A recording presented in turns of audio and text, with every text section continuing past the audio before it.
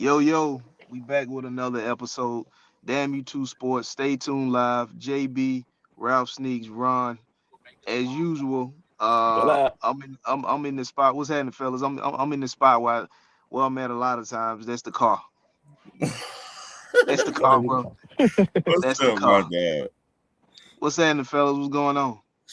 This weather, warm and hot, then cold and rainy, then Georgia weather messed up. It, But you up there by Tennessee and Alabama, so yeah, I you in the like, corner. You in the yeah, north. You in the north, northwest corner. yeah. So it different up here. So you ain't too far from the mountains. Yeah, I Yeah. like maybe 15 minutes from the mountains. Yeah, your weather gonna be kind of Yeah, off until it gets summertime. I like, damn, it's too motherfucking hot for this shit right now. But shit, it's in like the mid 70s. It's like 74. That's what we got. Oh, 74. But it wasn't Yeah, windy enough. It was a little chilly this morning, but around about 10:30, 11 o'clock, man, it's that wind stopped blowing. It was just yeah, it, it was it's straight. different. Yeah, it was straight, man. So yeah, man, we gonna get straight to it. We got the NBA playoffs. NFL draft happened over the weekend. We gonna get to that. But first, these NBA playoffs has been interesting. We already done had a scuffle. Well, I ain't gonna say already, but we done had a couple scuffles. Yeah, The latest one was what, Saturday with yeah, McDaniels and Jokic. yeah. Um, you know what I want to see, bro? I just want to see because another series that's been interesting too is Portland and Yeah, San yeah, Antonio. So they've been yeah, they've been getting into it too, yeah, kind of, but not like Denver and yeah. Minnesota.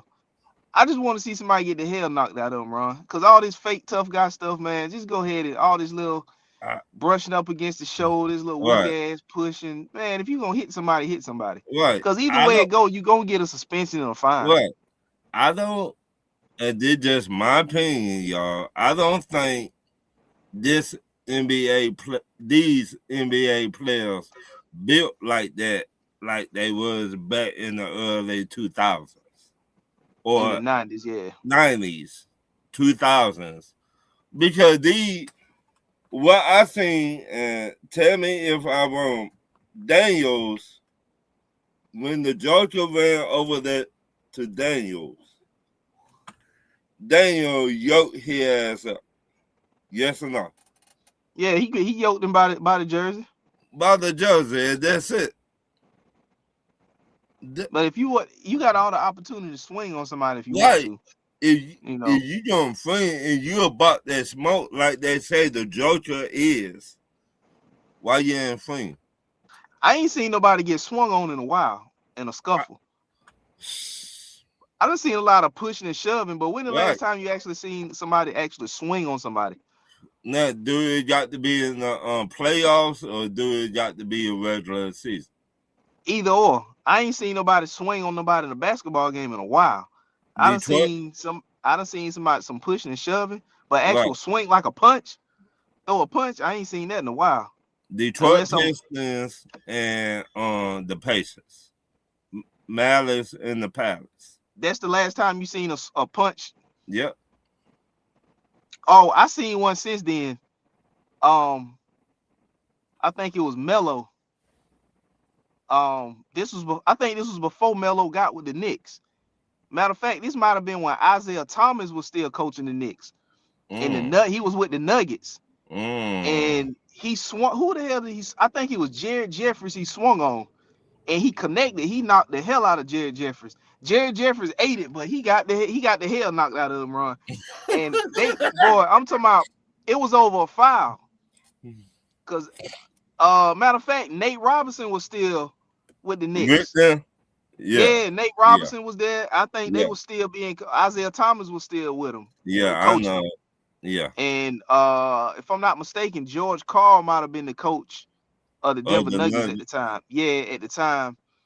And J.R. Smith was with the Nuggets, and Was some it? other guy. Was it? They had bad blood. George Carl and Isaiah Thomas. You, You yeah.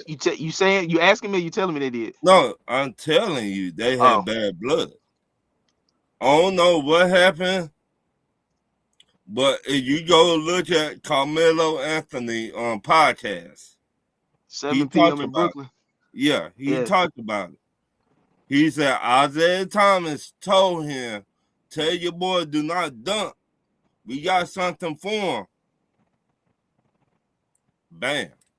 yeah. The, It started over something like a foul or something. right. Cause I think And Melo overheard Isaiah Thomas tell one of yeah, the players if he come yeah, in the lane to put the foul him hard, put his ass on yeah, the ground or something. yeah. And the player And came in. and, I think it was Melo that and came in the lane, and the Nick player did exactly what Isaiah Thomas said do. Because I mm-hmm, think Denver was beating the hell out of him. Denver was beating him pretty good. mm-hmm. And when And he fouled him after he overheard Isaiah Thomas tell him to do it on purpose, right. he And got up and swung and I mean he hit the hell out of Jared. I right, mean, you heard that. You heard that on TV. right. Because Carmelo Anthony said right now, told Isaiah Thomas there was some fucked up shit that y'all done. Yeah, And Carmelo went down there or whatever, and he hit Buddy real fast, like a two piece.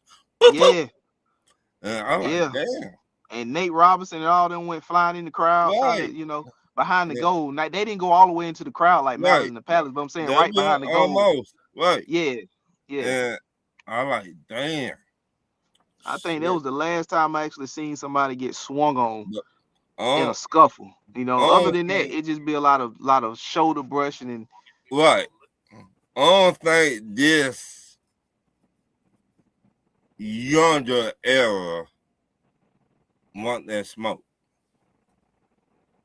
I think they taught a big game, the NBA players, some of them, but not really about. but not really about that smoke. They know if they get front on their teammates coming. They know that. Somebody gonna help them out. They know that. And plus, if it were up to me, I don't want to give the NBA my money. Yeah, I'm So with you. you gotta look at it two different ways. If somebody challenge you out here, is you about that smoke what you been talking about? Or is you about that talking like some of these players been talking about? It a bit different era than the Kevin Garnett and Carmelo Anthony era. Yeah, but let me ask you this: is it possible that we can see two upsets in the first round in the East? Could Orlando upset Detroit, and could Atlanta upset the New York Knicks? Yeah, So you think I there's a chance both of those teams yeah, upset, or both I, games be upset, series yeah. be I'm upset? I'm gonna talk about the Hawks first. Oh, If you go back and watch the Hawks versus the New York Knicks, why Bronson always be flopping? he flopped like Shea, damn near. He flopped like LeBron. Uh, every game so far he been flopping, and he get every call from the referee. You just go back and watch it. I put this on my grandmama's grave. This man jumped back, did like this. I'm like, why this man flopping like a damn fish out of water? Yeah, I don't know. And the referee be right there, and they give him the call. I hate that shit. So my question to y'all: do you think this go back to when the referee got banned from the NBA and went to prison, betting on games? Oh yeah, I remember that guy. I think he out now. Yeah, he out, Yeah, but his ass did some time though. right. Shit. And it like that what I see now. I think the referees got money on these games. Oh yeah, ain't no doubt about it. Ain't no doubt that they involved in the swaying of the game. So So it like okay, for example, the last game, New York Knicks and Atlanta Hawks. Why we cannot get no call in the middle?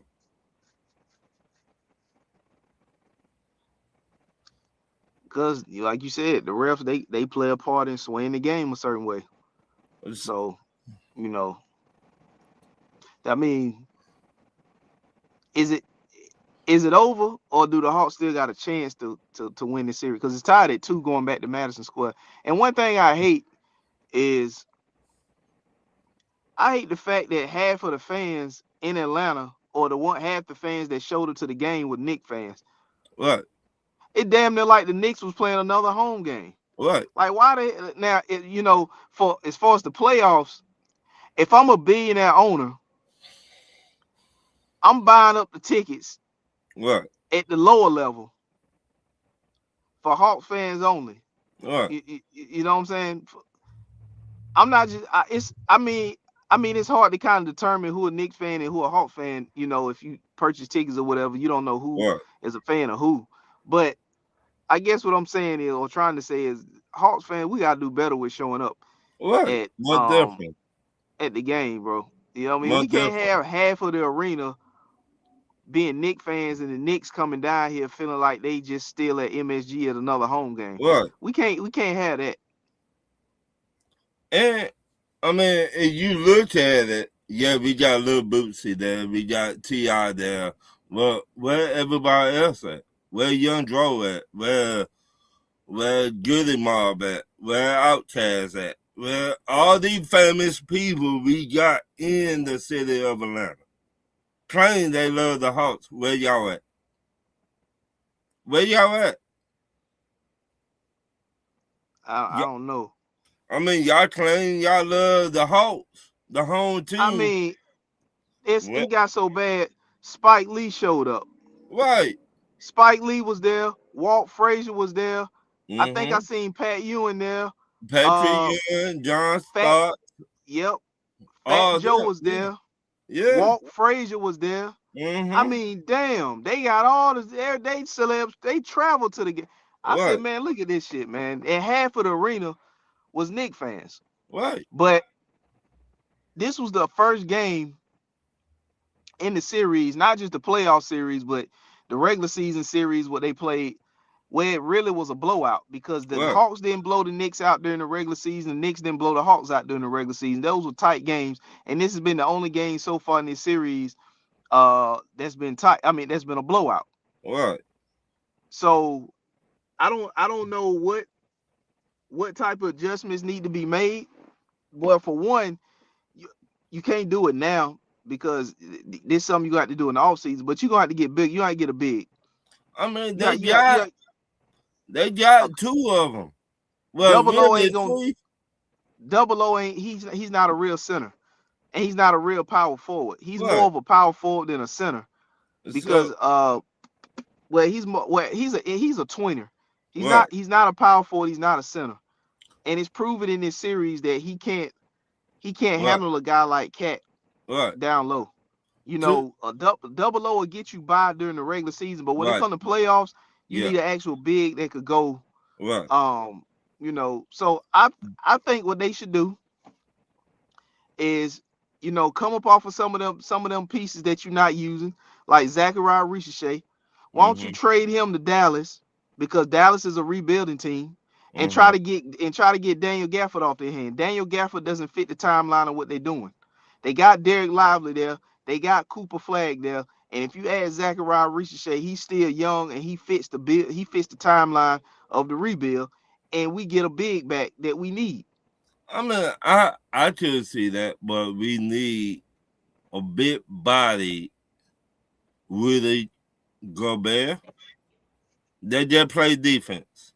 We don't need for you to shoot or nothing like that. Just be a body in the middle. When you have a big body in the middle, it make point guards think twice. Look what Minnesota doing to Georgia right now. That's what they Gobert doing Or it. or if, let's just say, the Cleveland Cavs, and the Cleveland, they struggling with Toronto. Speaking Yeah. of, they struggling with Toronto. Yes. But But what if Toronto wins the series and Cleveland already saying they gonna make changes if that happens? What do you think about Jared Allen? I mean, I like Jared Allen, but will will you give a lot to get him? Not if they talking about blowing it up. The one I'm talking about. You shouldn't Yeah, have to give up too much to get him. right. Let's just say a Ricochet and two more people, a point guard and maybe a shooting guard on the sideline right now. Will you do that? Yeah, if it's as long as it's people that I'm not using. Right, that's what I'm talking about. You're not Yeah, using them. They're on the sideline, street clothes or whatever. Will you do that? yeah. To get what I need, yeah. Because I like Jared Allen. I like him, and he demand he a defensive presence in the middle. Like you said, be small right there, and I like I like him. But hey, if it were up to me, I would have got Jerry Jack for the Grizzlies. If we, Yeah, that was too rich for us. I don't think we was giving up 3 first rounders like Utah did. I That was mean, too rich for us. right, but it always that sucker though. Remember that. Yeah, It's always. like it's too much. Like I think the Hawks actually need a point guard. You know what I'm Yeah, saying? Because that you got too many guards that's trying to right, play point that's not real point guards. You know what I'm right. saying? You got Dyson Daniels, who's a wing player. You got Yeah, Kia Alexander Walker, wing player. You got yeah. CJ McCollum. You can't be I'm not saying CJ McCollum can't play because he still can, but at this stage in McCollum's career, he should not be the guy that's carrying the team on his back. He shouldn't be doing that at this stage in his career. Right, He's better suited as being like a top tier six man. right, You see what I'm saying? And the but fact that we have to use him to carry the team because we got Jalen Johnson who ain't stepped up. right. You know that's not good. But again, when your superstar is supposed to step up, he But had we don't not have a really. superstar. They called what his name with that for a superstar, Talking or about Jalen Johnson. yeah, they called him No, a superstar. he's He not a had not superstar. he had not been stepping up. I mean, he get 10, 15 points, but they Nah, were he's not not. getting. He's not a superstar. Nah, he's not a superstar.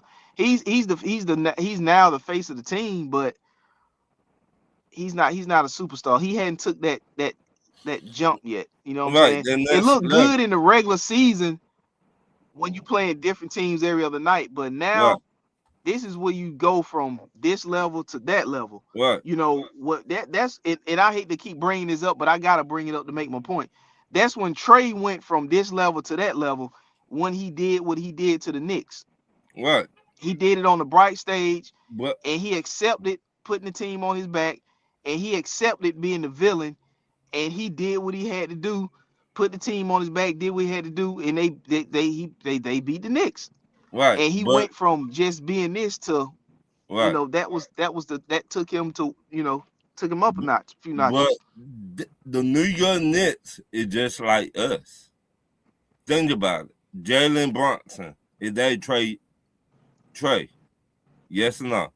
He he shoot Is they is they version of Trey Young that he don't defend? right. He don't defend whatsoever, whatsoever. But he just shoot his ass off.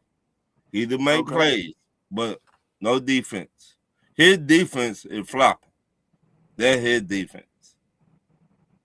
And Second, to be honest with you, I think Trey is more of a facilitator right, than right. Jalen, but Brunson. But Cat is to me. We just were talking about a fake tough guy. That Cat to me, fake tough guy. a fake tough guy. Where were all the energy when Embiid and Ben Simmons had you on the floor a couple of years ago? Where were all the energy then? You a fake tough guy though. You ain't did shit then. You ain't do nothing to Embiid and Ben Simmons back No, then. They had them man in the chokehold like they were in wrestling. Where were all the energy then? Where was that Yeah. anger? Now you shooting threes and you going like this. You or like this. You a fake tough guy.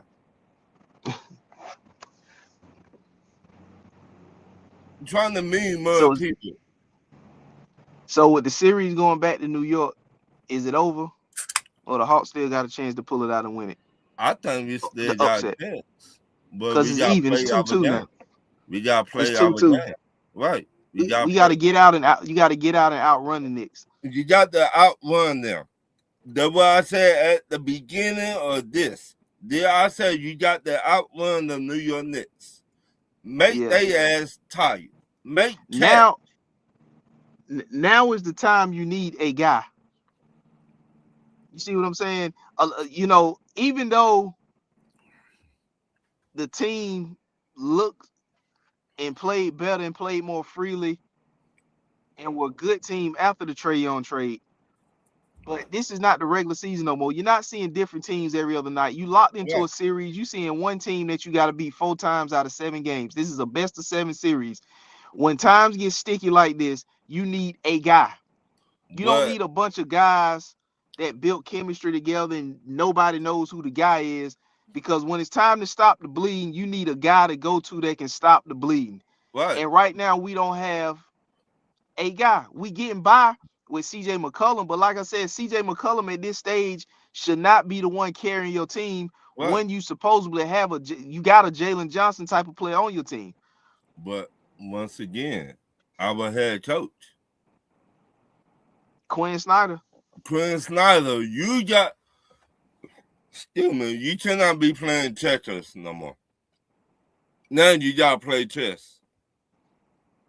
What I mean by that, you gotta go to your backups. You, CJ McCollum should not be running point right now. right.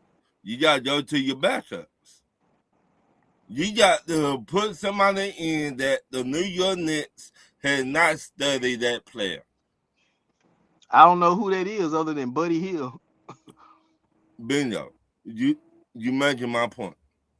Bingo. So they Then need to play when Buddy he Hill. yep. Then when he come in, he do his thing, get 25 points. Why? The New York Knicks had not studied Buddy Hill. Had They not just studied him. right now you just don't have a guy. And we Buddy saw that Hill. Saturday, and we saw that Saturday during the game when the Knicks started to pull off and we had nobody to go to that could stop the bleed. And Right, before you know it, the lead then went to 8. It then went to 12. It then went to 15. Then, next thing you know, the lead is 20, 21. We right, don't have a guy that can stop the bleed. You know what I'm saying? Like I said, right, you should not be relying on CJ McCollum at this stage in his career to carry you. He should not be running point right now. CJ McCollum right now, if we had a guy, he should be coming off the bench as a 6 man because I don't see nobody else really. If he was just preserved as a 6 man, that would be, and we had a guy, that would be there'll be a huge advantage for us. right, Because if CJ McCollum can just come off the bench and get buckets, that would be huge. He wouldn't have to worry about carrying the team because that would be the starters doing that. right. He would just come in and just do him. He wouldn't have to worry about facilitating, making shit. But we don't have. But We got if, too. It seemed like we got too many of the same positions, same guys. We just trying to make them something that they not. to me, it started with coaching. What I mean by that, you got to play chess now. You cannot keep on playing checkers. You got to challenge your team now. You got, I hate to say this, but it got to be said. You got to go to everybody. Wear your manhood. Yeah, you got to This go out. game, You got to swing. right? This game means everything. Do one game. We just need one game. You saying win this game to get back home. Yeah, win the game, get back to ATL. and you got challenge everybody in your locker room. If Quinn Snyder don't do that, then I don't know what to tell him. But this game matters the most right here. It's 2-2. Yeah. You got to challenge everybody on your team. Yeah. Put up a fight, throw shoes, do whatever you need to do in this game. Yeah. Now, I guarantee if I was Quinn, I'd be like, look, if we don't win this game, y'all, some of y'all finna get traded. You don't I believe me? I will make sure some of y'all will get traded. I think it's evident what they need. Yeah, You a know, bit man. they need a big and they need a point guard because I think they got guys that they're trying to make point guards. Now, Nikhil Alexander Walker, I don't know if he can be your point guard. Maybe he can, maybe he can't. I don't know. Or maybe he just needs to be the two guard. Or I don't know because Dyson Daniels, it's hard to say what it's hard. It's kind of hard to have him out there. I understand why you got him out there because of What? defense, but What? he gives you absolutely nothing on offense. It's like playing 5-on-4. He can't What? shoot. If it ain't a fast break bucket or a wide open lane where he just goes straight down for a layup or whatever, he ain't giving you nothing on the offense because he can't But shoot the mid range. He can't shoot the three ball. He just can't shoot. but yeah, my thing. You gotta think about it. In my thing. It means you were on the team and you be missing everything. And I keep on saying, I keep on telling you, you terrible. What will you say to me? I don't know if you telling me I'm terrible. Shit, if I know I'm terrible, then I But mean but what I'm saying, you got confidence. He missing his confidence. he ain't had it. He ain't never been a That good 3 point. Not since he been that here. I mean, he should have it by now if he gonna have it. that that my problem. He don't got no confidence. And a shooter that if you don't got no confidence, you will not believe in your shot. I'm like, damn, bro. He it's like I don't know. We need to figure out who's gonna play well because right now it look like we got a bunch of wing players that's just auditioning for point guard. Okay, this game you Right, run point. Let's see if you can do it. And if you can, we're gonna roll with that. right, If you can't, we're gonna try somebody else, let you run point. right. If that But don't work, we're gonna try somebody else, let you run. They got to get a point guard, they got to get a big. And the crazy thing about it is, and I hate to say this because the team plays so good in the second half of the season after the trade deadline, but you had a point guard and you had a big. So but I mean Porzingis didn't play much, but I think he probably would have been healthy enough to play uh in the playoffs, you know. But then but who knows how the Hawks record or the season would have turned out had they still had them to. but the problem is how much you willing to give up to get. I think we got a point guard on the sideline already. Who? I forgot his name. He got dreads. Red dark skin dude. He played point guard for the summer league. Oh no. We don't need none of that. We need He a certified point guard. what he did in the summer league. But that He, was a summer league though. We but talking about hey, like you need what you to get right now. And I think if he's the closest thing you got as a point guard, you need to put him out there. In my opinion, in the off season you got to identify who's gonna be your point guard, and a bit. You need a you bit gotta man. get you gotta get a big. Or I don't understand how they don't see this. or the dude that got injured, that your bid, and he's supposed to be coming back the next game. Jock Landell, Yeah, he's supposed to be jock coming strap, back. tomato jock strap. Yeah, the one was in Memphis, and they told him to get off the Yeah, plane. I don't know if he coming back this series or not. He's supposed to be Um, coming back this series. but you got to get a a big, and I ain't talking about nobody that's 6'9" and you trying to make them play center at six No, nine. I'm talking about you need you an actual 7-footer. what? Nah, it's two ways we to go about this. You either get one in the draft with the trade that we got from New Orleans. Can't hear me?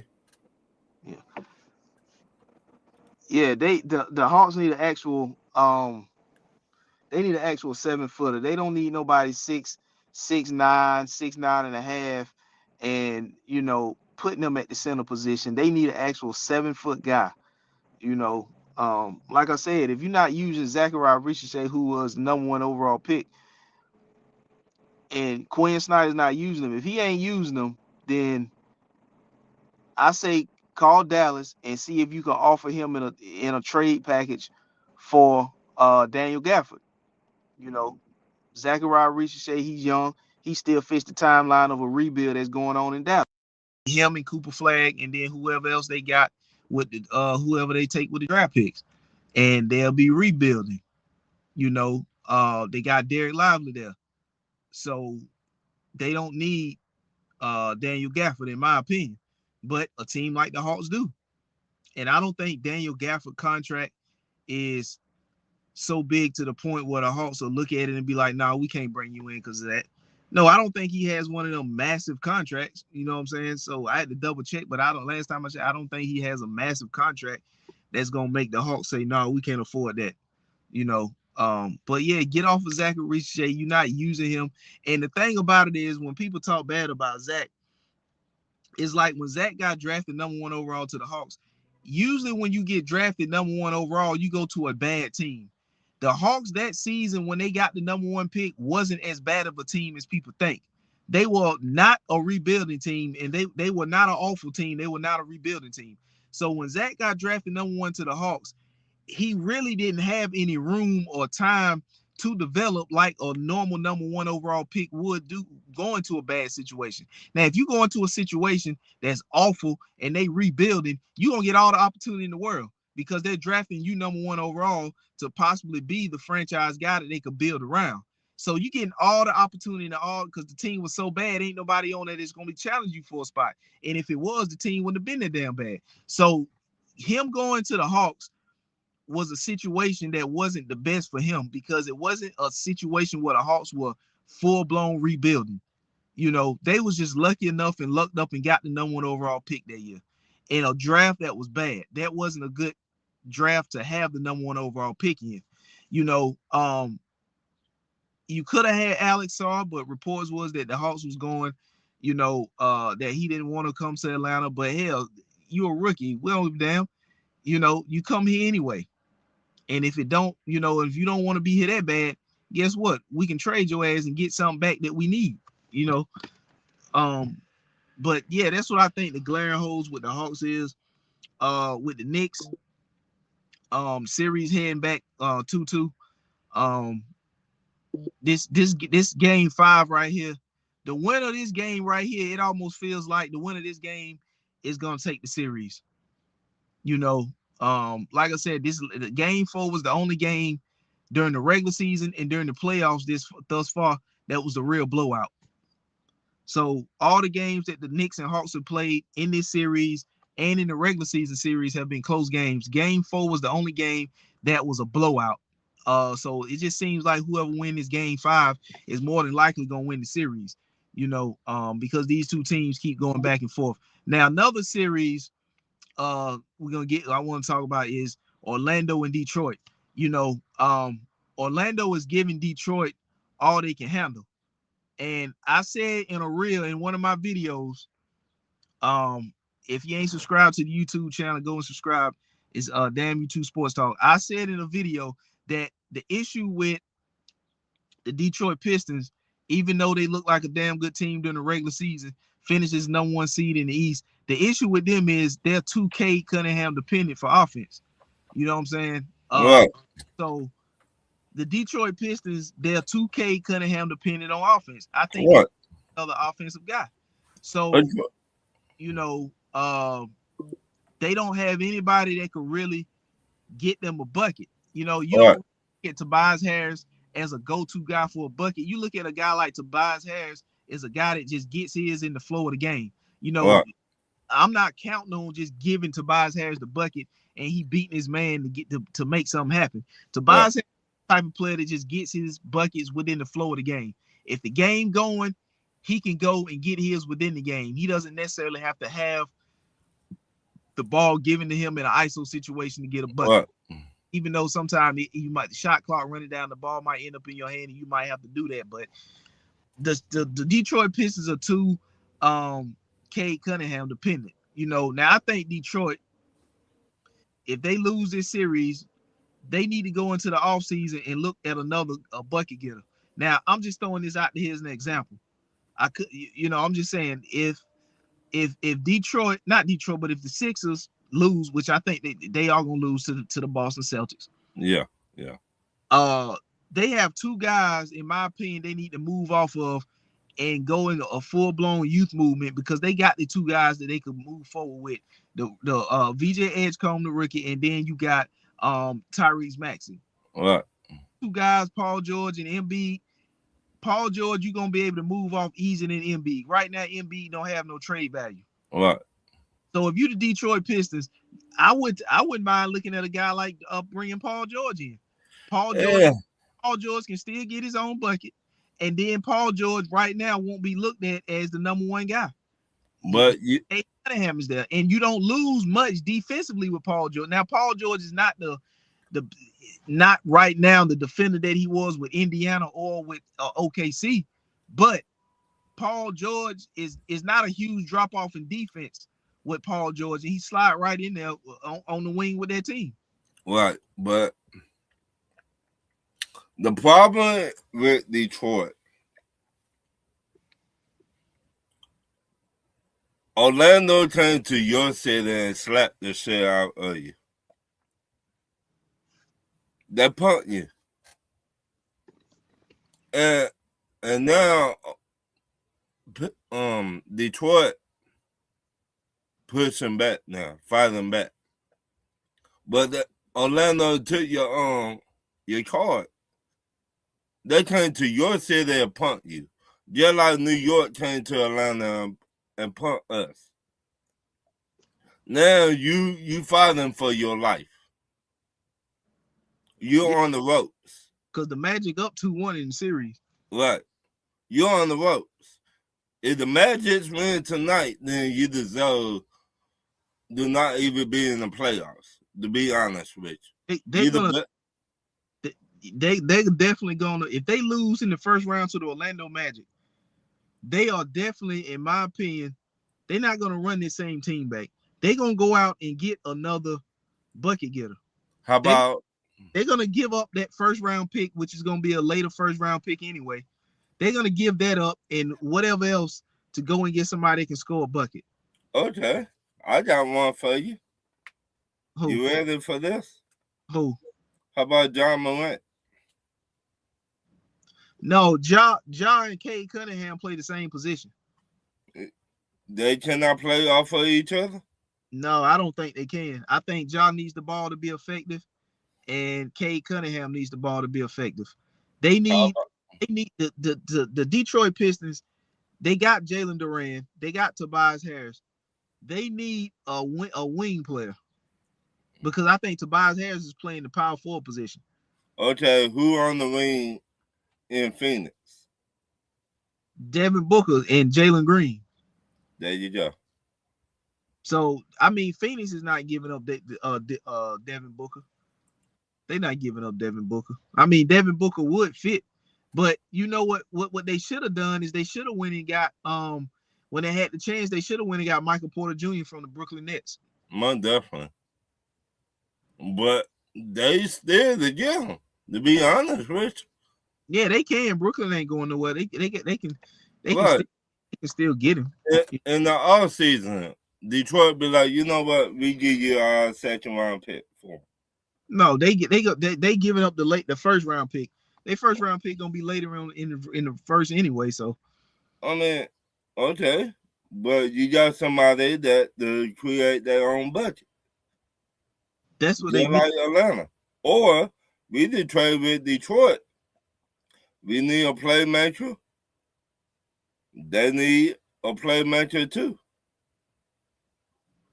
Do they got another playmaker on Detroit that has not played? No, no.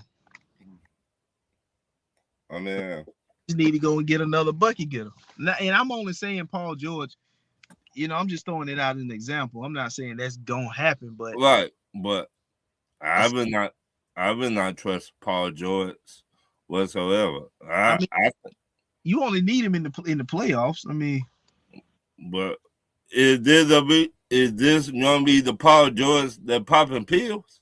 Paul George that got suspended for so many games? Paul George? Or is this gonna be the leadership that we've been asking for 5 years now, Paul George? I don't know, bro. But I know. I mean, MB had a good game yesterday, 26, 10, and 6. But it's almost like the game slows down for the Sixers when Embiid is out there. Right. Embiid is not out there. They get up and down the floor with them two young Maxi and right. BJ. That the problem with the 76ers. They just like they have to slow down the game right. for him. They just like the New York Knicks when it comes to that. He do everything that Cat do. Cat do everything that he do. Yes or no? Yeah. The ball shoot three, the ball dunks, the ball get the crowd hype and all that shit. So they trying to play half court basketball. To beat the New York Knicks, to beat them, you got to put on your running shoes to beat them. Yeah. So they don't set up half court. Yeah, that's true. And like we said, the Cleveland's catching hell with Toronto. Right. The same thing. To me, I already knew Cleveland ain't not about nothing. I already knew that.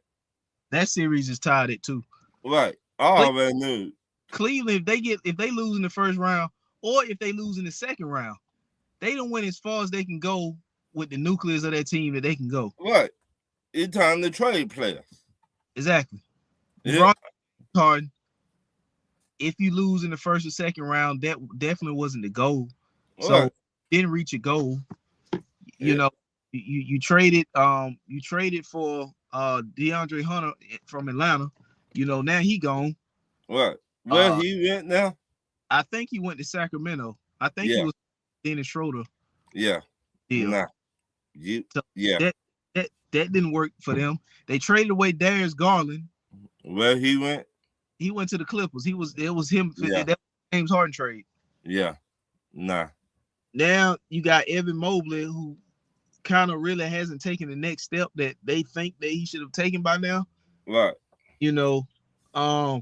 So really, that team looked like it didn't win about as far and done as much as they can do. You know because what I'm saying?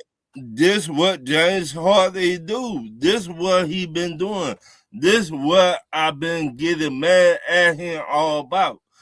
He have a good season, then when the playoffs get here, he nowhere he body be there, but he nowhere to be found. Yeah. He body there, but he mind somewhere else. He did it in Houston. He did it in OKC. He did it with what? Brooklyn. Him. Everybody be in my DMs on Facebook talk about I'm talking bad about James Harden. No, the proof in the pudding. This is what he do. He play MVP like regular season, then playoff get here. Have you seen James Harden? They put him on a milk carton back in the day. And at the bottom it said, "Have you seen me?" No, James, we have not seen you. Yeah, they've I'm been they've been catching hell and struggling with Toronto. right. And So Toronto giving you the business. What do you think all the other teams gonna do to you in the East? I don't know, but if they get bounced in the first or second round, I think they've done about as much and went about as far as they can go with that team. Uh-huh. It's time to pretty much trade away E- Everybody. the pieces that you can get back the most for and go ahead and start rebuilding that thing in Cleveland. What? But what about the Spurs and the Trailblazers? Uh, That's another good one. Even though the Spurs is up in that series, the problem is the Spurs gonna win this series. yeah, they up 3-1. They're gonna win. They are 3-1. Yeah, the Blazers got lucky the other night. But the Blazers actually playing them pretty good though. Even though they But got blown out yesterday, but is they playing the real good or is they because they got tired? I mean, San Antonio beat them yesterday by 21. Right. But I'm saying, But what I'm saying, This Portland team is up and coming. I guess is what I'm what? trying to say. Of course. But what I'm saying is they tired now. If Portland just give up, I don't know. It's just probably the inexperience kicking in. right. And they also though got nobody to be the man, take over the game. Nah, not yet because I don't think Portland. Nobody envisioned Portland being in the playoffs. You know what I'm Right. saying? It was just Drew Holiday over there, Scoot Henderson over there, Denver. I can't hell pronouncing this dude last name. Denny. Uh, the I dude that know. hit the game, the dude that Yeah. hit the game winner, to I help get him in the playoffs. Him, right. you brought Dame Lillard back, Shane Sharp over there. I think they good with guards and wing players. Right. Then they got two bigs with Donovan Clingan from they came over, they drafted out of UConn. Then they got Hanson Yang. So I think the next move for them is to try to find a trade partner and move off of Jeremy Grant's contract. I'm not sure how many years he got left on his contract. Let me see, but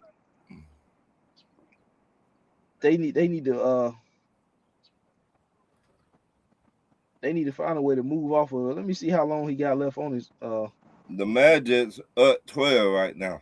12 points. Orlando's up 12. Yep. So Jeremy Grant signed a 5-year, $160 million contract in 2023. Mm-hmm. So the contract is going to end in the 2027-28 season. So next year, this is the 2025-26 year. So you got the 26-27, which is next year, then the 27-28 season, which is year after that. So he got two more seasons Right. under that contract after this season is over. Can can I say something right quick before I go in there? Go, go ahead. Why John Morant and at the game At what game? did Pistons and Orlando Magic's game? I don't know. Maybe he took. Maybe I don't know. Maybe him and the family down there at Disney World, cause they in Here Orlando. and here and Jerry Jack there in the stand. That's it. Oh, I don't know. Well, Jaren Jackson ain't coming to Orlando because he just got moved to Utah. So they not. I mean, I just saying they in Orlando right now. Maybe they was in Orlando for something else and decided to pull up to the game. But Uh, um, they gotta get somebody else. They got to Detroit looking rough. yeah, I would They say they need another. They need another bucket getter. they looking rough. You got Orlando coming to your house and punching you out in your house, and Orlando up 14-5 in Damn. Orlando. So they up by 9 early. Yeah, So if Detroit Pistons lose this, you better do something. You you better do something. They gonna trust and believe. Detroit lose this series, they gonna go and get another score this offseason. So everybody that's not named Cade Cunningham, Jalen Duran, Tobias Harris is gone. They, they Detroit keep on turning over the ball. They just turned the ball over twice back to back.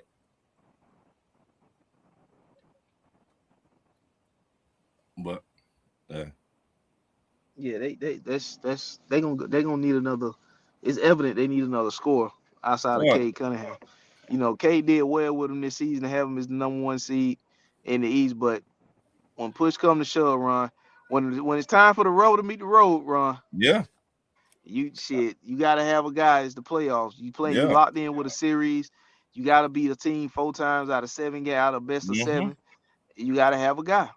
you got to. So you got to. And Cade is the guy in Detroit, but there's nothing else around him,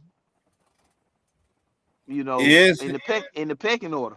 You know what I'm saying? Like I is said, he really the guy? no, he's the guy in Detroit. That's what I'm saying. Like No, that's the no, what I only guy mean you have. That's the only guy is they have in Detroit. That's a bucket. That's a bona fide bucket getter. like we say the star that Atlanta Hawks got is the guy. Well, there was some Nah, he's not is, the guy. but what I'm Somebody, saying, Jalen Johnson, right, he ain't the guy. right, you mentioned my point. So is the dude in Detroit the guy or not the guy? Cat Yes, he's Cunningham.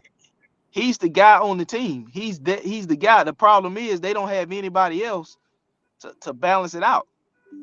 Right, Like I said, Tobias Harris to me is one of them players that get his as the game go.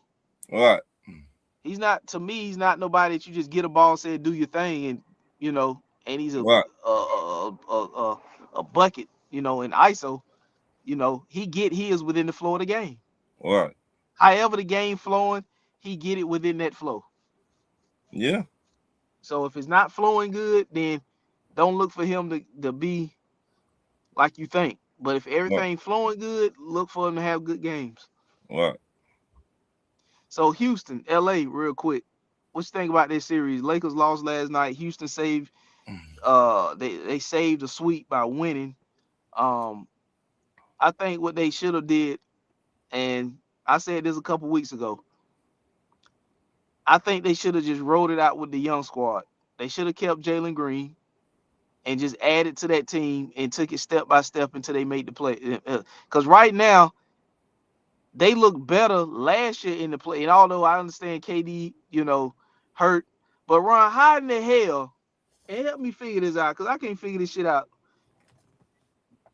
How in the hell you go all the way through the regular season? Because KD played 70 something games this Mm-hmm. season of the 82.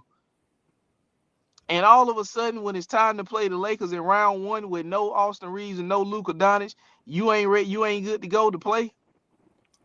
Once again, me and Because you talk. he didn't play game one. Right, He played game two, right. and Be he our missed game game 3. three, and then he was out last night, Right. game four. Once again, there another team need a guy. KD not no leader. He a follower. I told you he ain't KD no more. He just Kevin now. Right. He not no leader. He never been a leader. That team need a leader. Nah, He's he's not. Houston got a good team. But KD, Kevin Durant, he not the type of dude that give me the ball. Get out my damn way. I think it. Damn.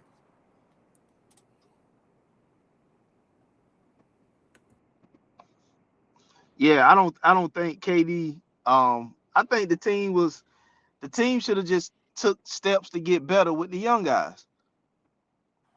I Right, think right, they right. rushed, they jumped the gun by trading for KD. They gave up Jalen Green and Dylan Brooks.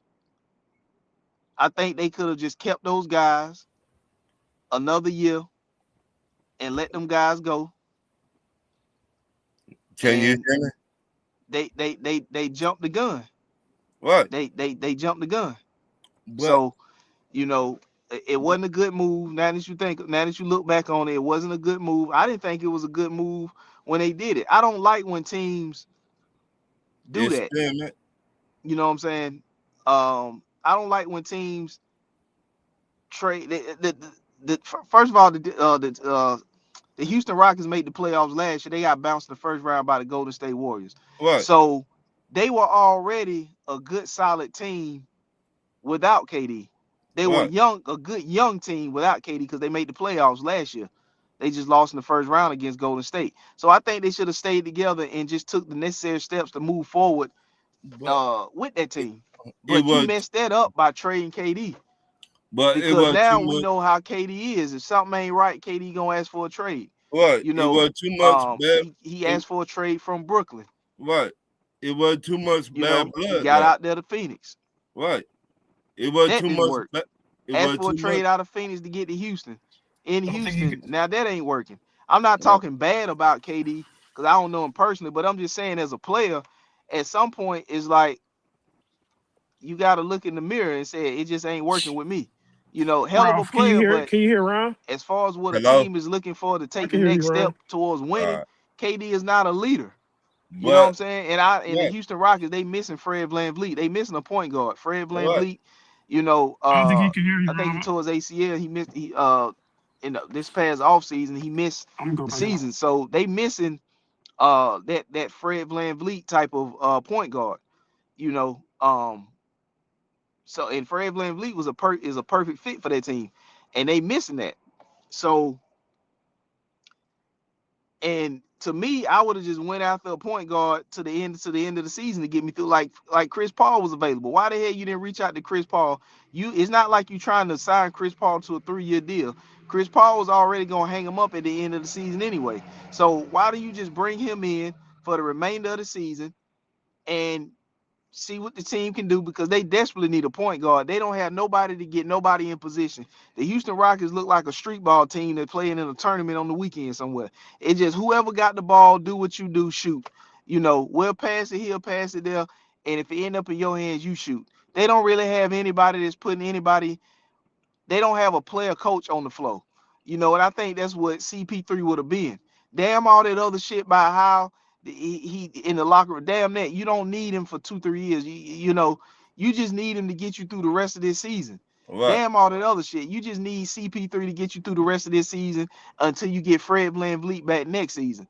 But Hey, Ralph, can you hear CP3 us would now? at least had guys, Hey, he Ralph, wouldn't have been taken away from guys. He would have been putting guys in position on the he floor can't.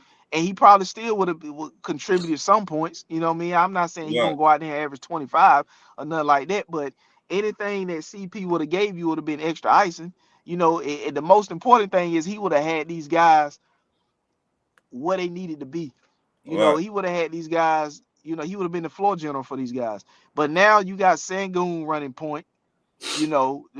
Throwing the ball all over the damn place. You got Reed Shepard running around like he doing the cone drill at the damn combine run.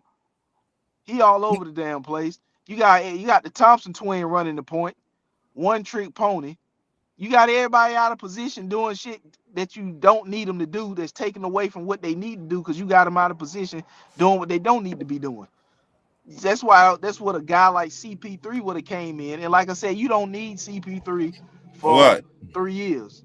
You Can just you hear need me? him to get you through this season until you get Fred VanVleet back. And that's What? how important that's a big miss not having Fred VanVleet. They don't have a point guard. They got guys out there that can't shoot the three ball. They're still chucking them up, Ron. What's the dude, Eason? Mm-hmm. Tari Eason Yeah. can't shoot, but he's still out there shooting. Mm-mm. You know what I'm saying? So, and it ain't a good look right now if it's Houston. But You gotta look at Ime Udoka. Ime but you Udoka, got do you have any X's and O's plays drew up? but you gotta Because think now, about it. if you don't, it's looking more and more like you just let the team freelance. But you gotta think about it. They just freelance. Damn. They just freelancing, and that's exactly what it looked like when you don't have a coach out there that can at least draw up a X's and O's to stop the bleed. You know, Hey, Ralph. so I think they were in Ralph. good shape when they had Jalen Green. They just had to stay together. You know, um, and now looking at it, you know,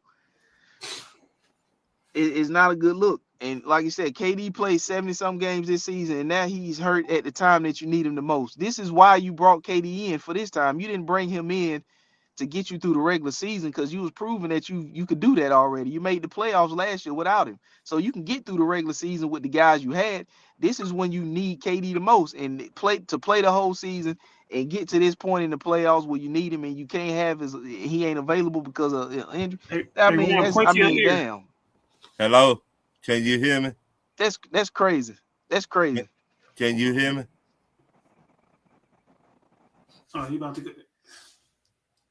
I think he about to do come in. All right. Can you hear me, Josh? Yeah, I can hear you. All right. I think it was his. But I'm with him. It's crazy, but if you look at that team, Houston from last year and Houston this year, the head coach was trying to talk to what his name girl.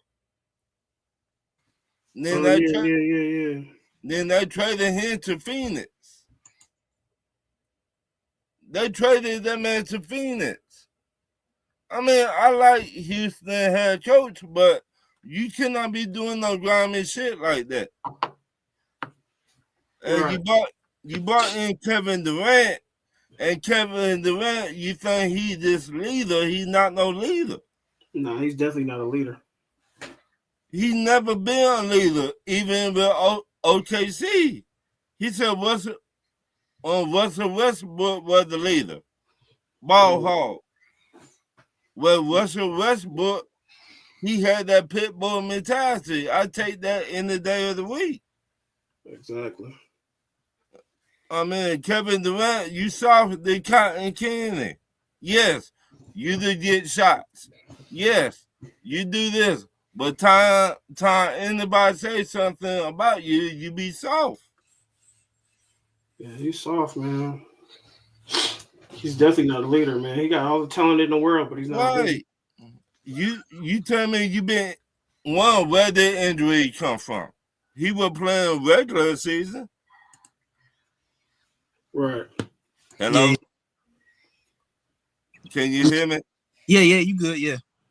Kevin Durant was playing regular season, but in the playoffs, he got injured. Where did injury come from? Now they did show a replay where he rolled his ankle, I forget, on somebody's foot. I think that happened in game 2 when he came back. I forget whose foot it was on, but I don't know why the hell he didn't play game 1. Right. So what the problem? So is it Kevin Durant being a diva, or is it Kevin Durant trying to find another excuse, trying to get out of town? I don't know what it is, but this is not a good look for Houston. I hate it. Like I said, I hate it when teams have a young group of guys that did well, you know, and obviously they wasn't a finished product yet. You know what I'm saying? Right. I think that they could have kept the team they had, Jalen Green, Dillon Brooks, because they made the playoffs with that team. They just got beat in the first round by Golden State.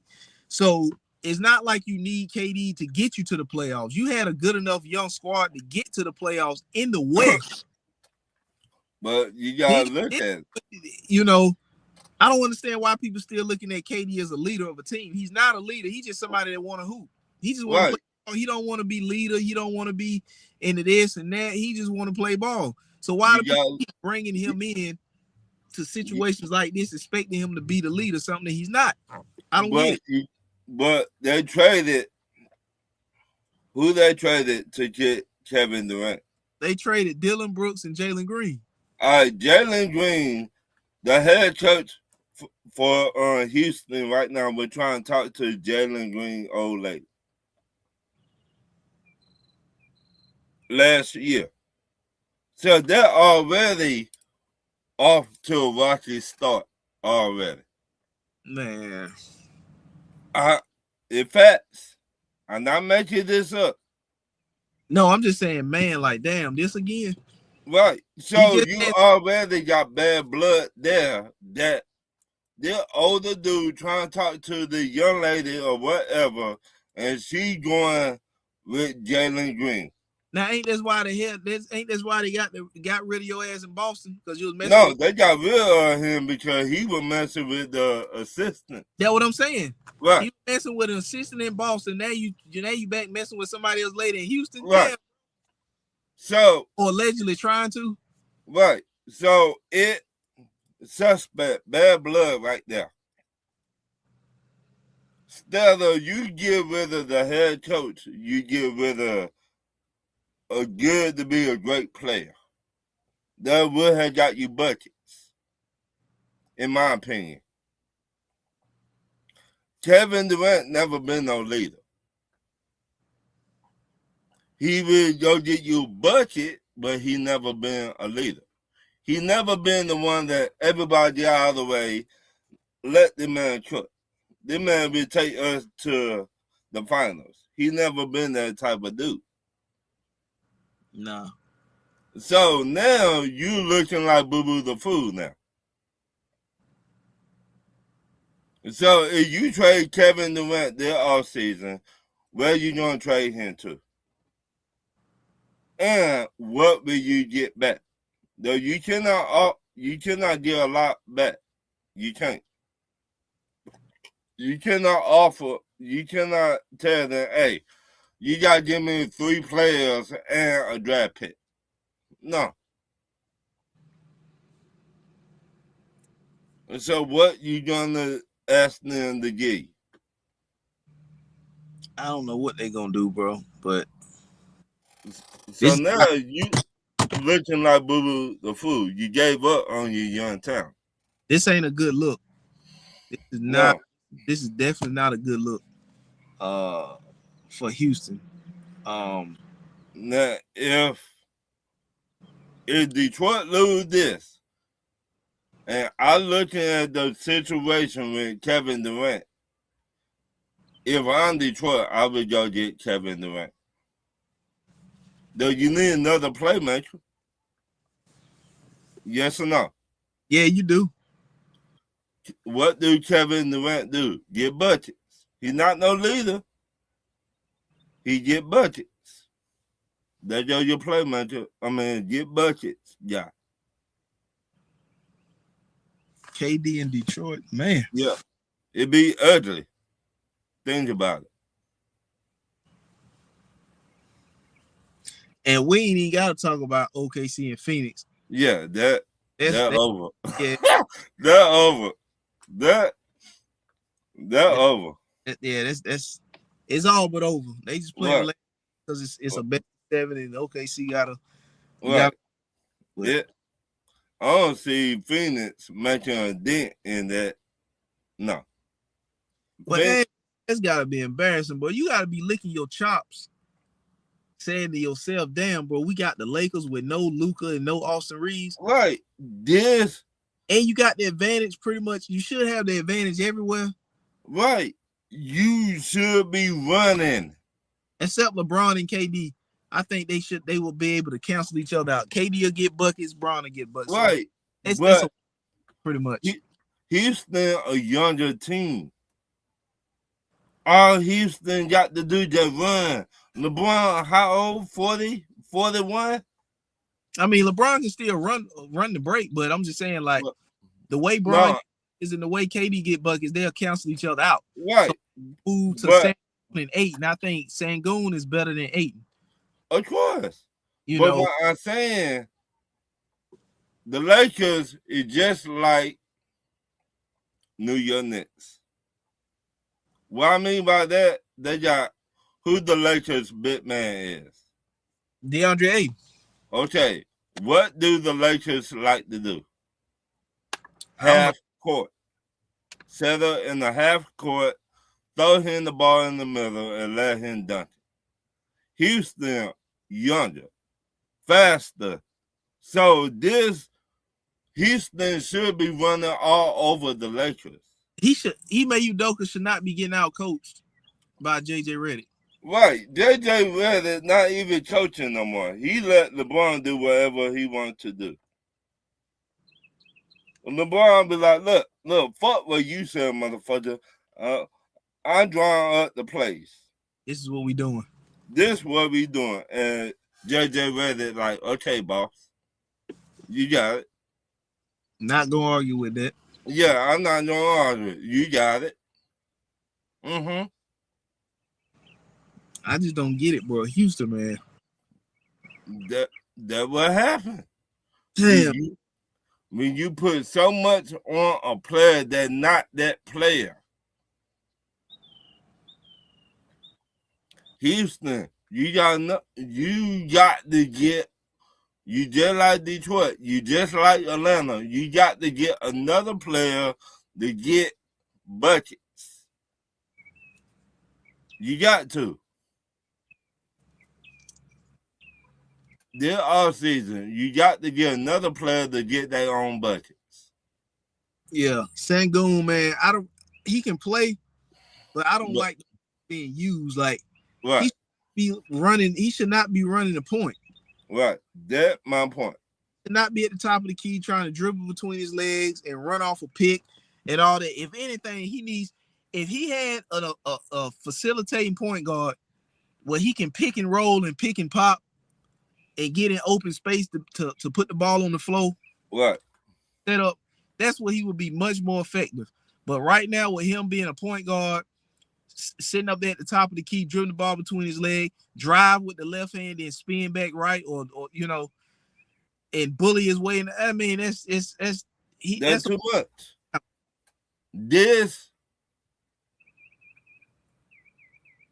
Okay, if 3 teams need a point guard or need a playmaker, you got Detroit Pistons, you got Houston Rockets, and you got Atlanta. I finna bring up one name. And you tell me between those 3 teams, who should trade for him? John Morant. Between those 3 teams? Between those 3 teams. I'm not going to say Houston because Fred VanVleet coming back. Okay. I'm not going to say Detroit because they already got Cade. Okay, but you still need another playmaker. But he'll be out of position. He won't be as you know what? If Ja and Cade in Detroit will be similar to what Atlanta had in DeJounte Murray and Trey. Both need the ball in their hand to be effective, and it ain't going. All right, so who should trade for John Morant then?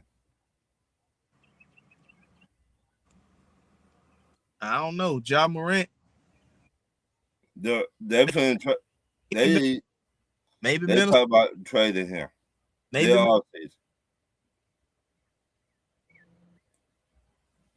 he gone. You might well say he gone. Bye. Maybe Minnesota. Then I could see that in Minnesota. If I'm Daniels, I would feel some type of way though. Man, listen, damn, that is business. You still gonna get paid wherever you go. It ain't like you going somewhere and they ain't cutting the check. Damn it, all of them cut the check. Yeah, but I just put 30 points or close to it in one game by myself in the second half. Ant-Man got injured. The shooting guard got injured. I did this by myself, and better yet, I call out all these motherfuckers. Y'all sorry ass hell on defense. And I went out and did it. I bust their ass. So you tell me that don't deserve to stay there? Yeah. Because if you trade for John Morant, they're going to ask you about Daniels. They're going to say, can we get Daniels? Oh, yeah, he's going to be part of the package. Right. Daniels is. And so he definitely gonna be part of the package. So let's get straight. Let's get to it. Let's get to this NFL draft. Happened over the weekend. Started Thursday with the first round. Then, Friday was the second and third. Then 4th through 7th was Saturday. So how you feel about the draft? Who do you think was a winner? Who you think was a loser? Or do you have any winners or losers? I got a loser. Who losing? Arizona Cardinals. The Cardinals? Yep. By taking Jeremiah Love with the 3rd pick? Yep. And this why. After they signed Tyler Algier? Bingo. And you need offensive line help. Bad. That too. So you tell me you rather take a running back after you just signed Tyler Algier this offseason. You rather take a running back that you think to be a superstar, and you got offensive linemen in the 2nd round, 3rd round, and 4th, I guess. Because Arizona, they took an offensive lineman in the 2nd round. Right. They took a guard in the 2nd round. Right. And then they came back and got Carson Beck in the 3rd round. That another one. You got Carson Beck. Carson Beck are all quarterbacks. Carson Beck. But I don't think starter, because Jacoby Brissett's still there. Right.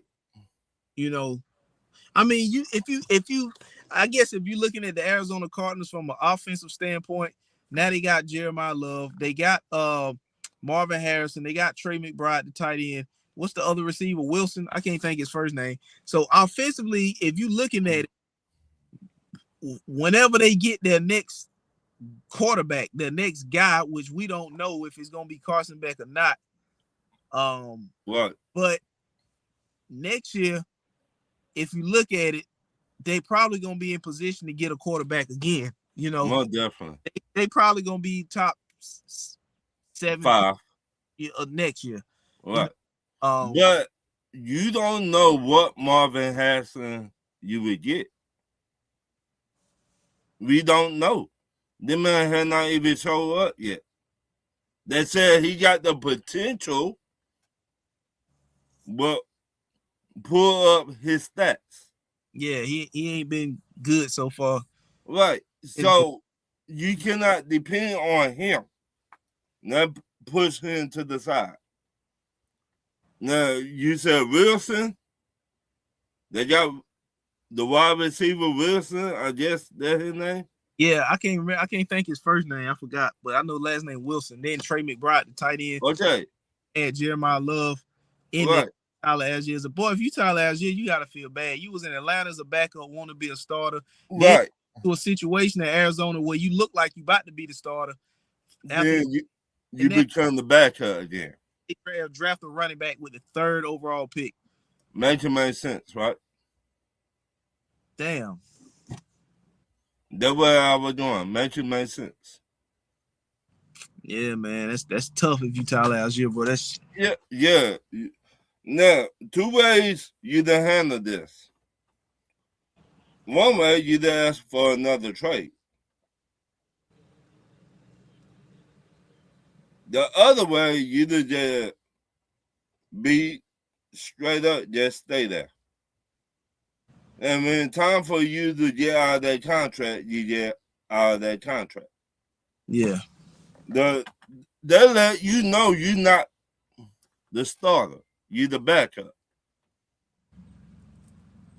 If they draft another running back with their first pick, they telling you right there what you need to know. You're not the starter.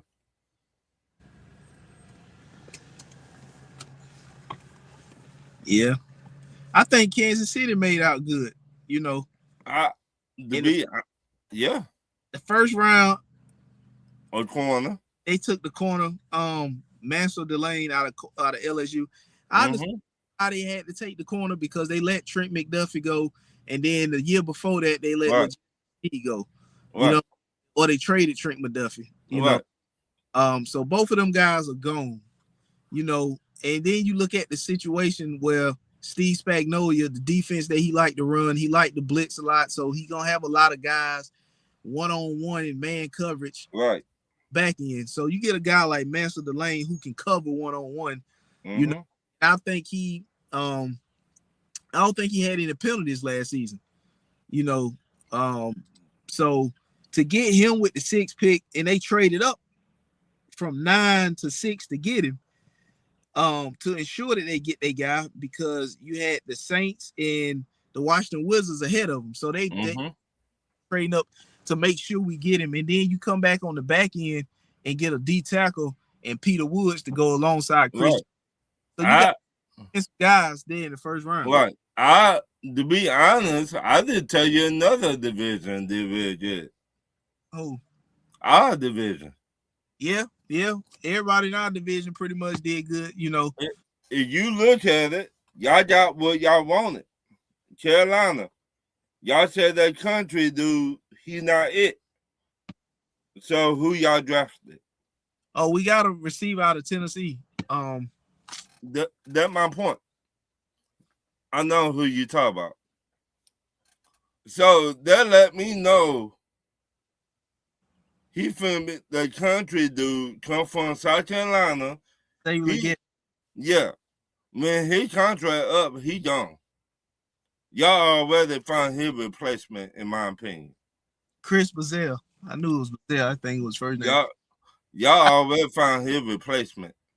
He gone already. I think they gonna give him one more year this year to show. Yeah. After this, he gone. If he don't have a breakout season this year, I don't think he gonna have a breakout season. I think he just don't fit what y'all do. He not that type of wide receiver that just take over. Like, he got a T.O. body. He a really big dude like T.O. was. Yes or no? Yeah, he's a big receiver, 6'3", I think. 6'3" or right. 6. T.O. all day. But he don't take over like T.O. did. So y'all got his replacement out of the way. And y'all got who else y'all got? We got Monroe Freeland, the left offensive lineman out of Georgia. Another Georgia player. I don't we're looking to get him. He just failed in the draft, and we had to take. So okay, the Bucks, they got Ruben Bain. Right. Now, can he handle the offensive linemen? And I think they got Keontae Scott, the other corner out of Miami. So they got 2 players. Right. You got 2 pieces you need. Atlanta, we got AJ Terrell brother. And we got Zachariah Branch. What we needed. Or another wide receiver to stretch the field. And you got Harold Perkins. Right. The Saints got a D tackle, Chris Miller from Georgia. Yeah. And the tight end from Georgia. They got Jordan Tyson, the receiver. Yeah. And Cleveland did good, to be honest, Rich. Cleveland ain't had no choice but to do good. Right. But they could have fucked up if they really wanted to, but no, they studied these players. This might be the first time in a long time Cleveland really did what they needed to do. Yeah. So, I mean, in my opinion, and the Jets, they did good, but can they put it all together? Yeah, the Jets. Yeah, man, the Jets with David Bailey. Right. Then they traded back into the first round to get Omar Cooper. Mm-hmm. A nice wide receiver from Oklahoma. And then they got Indiana. Yeah, my bad. King and Sadiq out of Oregon. So Ooh. they made out on their picks. Right. They got a top edge, they got top tight end, Mm-hmm. and they got maybe a top 4 receiver in this draft. Yeah. Or top 5 receiver in this draft. Yeah. Maybe. So And that's just in the first round. right. They're not talking about the whole draft. That's just the first round right there. They're not talking about the whole draft.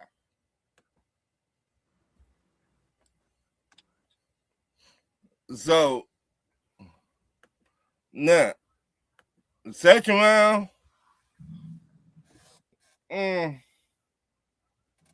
we got what, Zachariah Branch in the second round. Nah, y'all got, I think Avian Terrell was second round, because remember, y'all didn't have the first round. Yeah. Yeah, my bad. Yeah. I think it was third round. Yeah. So I think our division did their job. We did the same thing like Green Bay, Minnesota, Chicago, and Detroit. What they did last year. Everybody in that division got wide receivers last year. Detroit, Minnesota, Green Bay, and Chicago. They all got wide receivers last year in the draft. This year, everybody in our division, we looking at each other.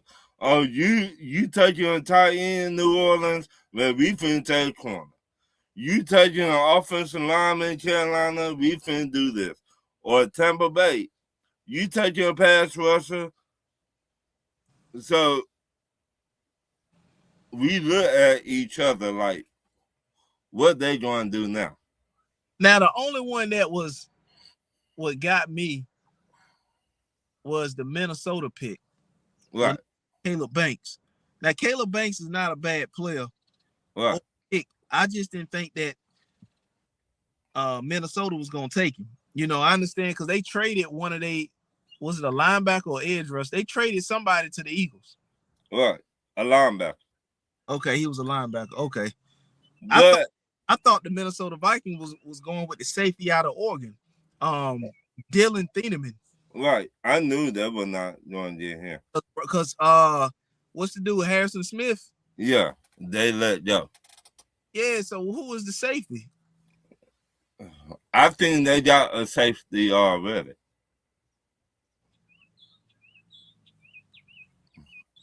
To me, Caleb Banks is a top 5 D tackle. But coming out of the draft. Yeah, but think about how Brian Flores was gonna use what's his name? Dylan Thieneman. Think Flores was gonna use him roaming around in that secondary.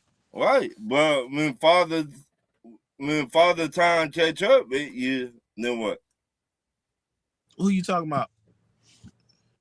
They let go. That safety been there forever in Minnesota. In the all season. Yes or no? Yeah. Father time catch up with him, and nobody else picked him up. Yeah, I thought they should have went with him right there. Let me see, who did they get in the second round? I'm curious to know. I can't remember. So the Minnesota Vikings in the second round. Damn, they didn't have a second round pick. All right, I'll be right back. All right. They did. They got the linebacker Jake Goldie out of Cincinnati. And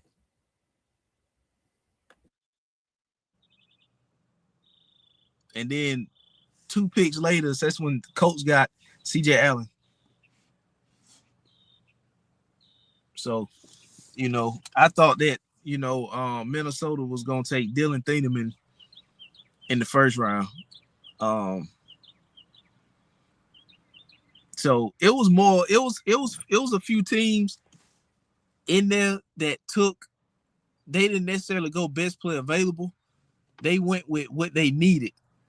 You know, if you look at the Carolina Panthers, a team like the Panthers, the first round, I don't think they went best player available. They went more with a need than best player available at 19. You know, because if you look at the draft and how it fell,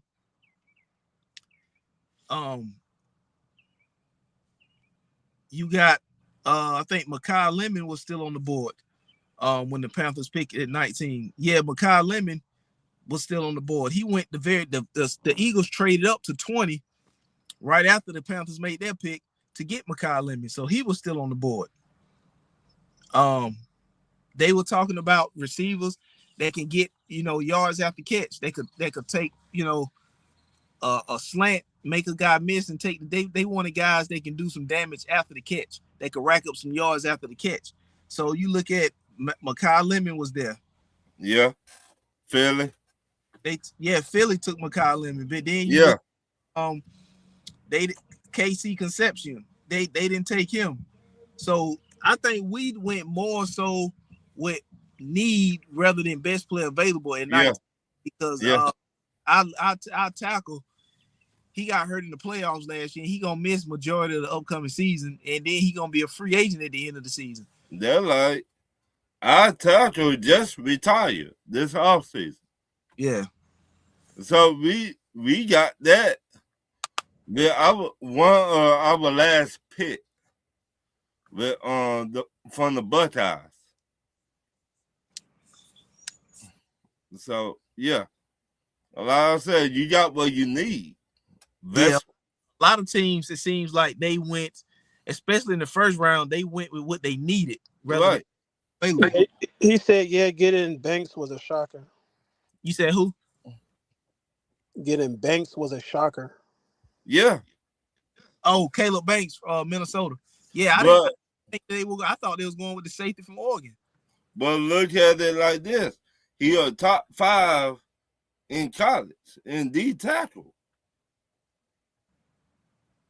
You gotta think about it. If he declared up the middle, they got a pass rusher over there. They drafted 3 years ago. Who you talking about? Minnesota. Oh, Dallas Turner. Yeah, they got Dallas Turner over there. So you put this D tackle next to him, that might be nasty. So they took a linebacker in the second round out of Cincinnati. Who did they take in the third round? They took another D tackle in the third round. Who they got then? Dominique Orange from Iowa State. He's another top 5 D tackle. So they took 2 D tackles in the first three rounds of the draft. D tackle first round, linebacker second round, D tackle third round. Now remember, it's gonna be a lot of the cuts from the NFL teams. A lot of these teams trying to go younger, and they really don't want to pay no money to an older player now. Right. So if you to go younger and that player fit what you do, I do that. And then they went with a tight end in the 5th round. So, and then a running back in the 6th round, and I don't know who they went with in the 7th round. Let me see. I don't know about cover that as increased Banks foot stand. I mean, that's true too. I talk about the dude in the chat. What he said? He said they covering that as increased Banks foot stand healthy. I mean, on issue. I mean, yes, Banks did have some foot issues, but at the combine they said he was healthy. So he's saying that's why they took another D tackle. Yeah, that's why they took another D tackle, just in case. So if you did your research, you should already know where it's going to be when it come out with Banks, when it comes to Banks. Yeah. So I'm not mad at it. Shit, I wanted a big time detox of my damn self. So Gerard Banks finally went in the 4th round to the Las Vegas Raiders. Mm-hmm. That was a cornerback that was supposed to be a 1st round pick. You know, he had the injury where he had to have surgery. He missed all of this past season at Tennessee. Mm-hmm. And they say he failed because the medical concerns were that he may need another surgery on the knee. Right. But he lit up the pro day because he ran up like what, a 4.3 at his pro day? Or 4.2. Yeah, he was fast as his shit. He ran like like you said, a high 4.3 at his pro day. So right. Blaze. So, but you gotta look at it. Do they already got somebody there? So they don't rush him to come in. Well, it don't matter. The Raiders are not a contending team this year anyway. So I mean, we cannot say that. We seen one team go from dog shit to Chicago, been getting their ass stumped by Green Bay. But you can also look at Chicago and see them gradually build something. Like they had Williams, they had DJ Moore, they had Rome Meduze, they had Cole Komet, they had tight end Loveland, and then they got the other guy, Luther Burton. So you see they've been adding pieces to the team, saying why, and the moves that they added and made on the defensive side, you can see them why they got better and made the playoffs. But look what the Raiders did in the offseason. They added a lot of players. But what I'm saying, Chicago, they didn't add all those players over the course of one season. They added those players in the draft. Yeah, but the Raiders ain't done it. This their first year adding pieces under the new coach, Clint Kubiak. He just got So I don't think they're gonna do nothing. I don't think they're not gonna come out in the division. No, I'm not saying that we do anything, but I'm saying you to look at the clock turning. You to see what they trying to build over there. That's what I'm trying to say. We got Kurt Kamish, he a Bears fan. He said they went from worst to first in 1 year, but it happens every year in the NFL. Right. It happened every year. I don't think going from worst to first in this division. I mean, you got Kansas City. I don't think they're gonna be better than Denver. Okay. So you think Denver is the team to beat in that division? Yes. And after they lost basically some of their top players. Who? Denver? Denver. How many players did Denver lose? They lost at least 10. Denver? What 10 players did Denver lose? I know they lost one of their D tackles. They lost the linebacker that went back to San Francisco, Greenlaw. Yeah. He went back to San Francisco. They lost the D tackle. I forgot what he signed to. One of the D tackles signed to Tennessee. That might be the guy I'm talking about. Right. Yeah, I think that is the guy I'm talking about. They said they traded for Waddle though. Yeah, that was saying they traded for Waddle. Right. You traded for Waddle, but you lost on defense. Denver is still the team to beat in that division. Okay. You got Denver, you got Kansas City. I said Kansas City first because they got the most experience out of the group, out of that division. He said they re-signed J.K. Dobbins and drafted another running back. So, Kansas City might not even finish second in that division. Ooh. It might be the LA Chargers because you ain't even going to have Pat Mahomes to start the season. See, the problem is with the Chargers, they have a good season, but time playoffs get here, they don't do nothing. So who's gonna start the season for Kansas City? Justin Fields. Hey, you got Andy Reid over there now. Andy Reid know how to develop quarterbacks. He do. He helped develop Brett Favre. He developed McNabb. Andy Reid known for develop quarterbacks. And so the wide receivers over there is who?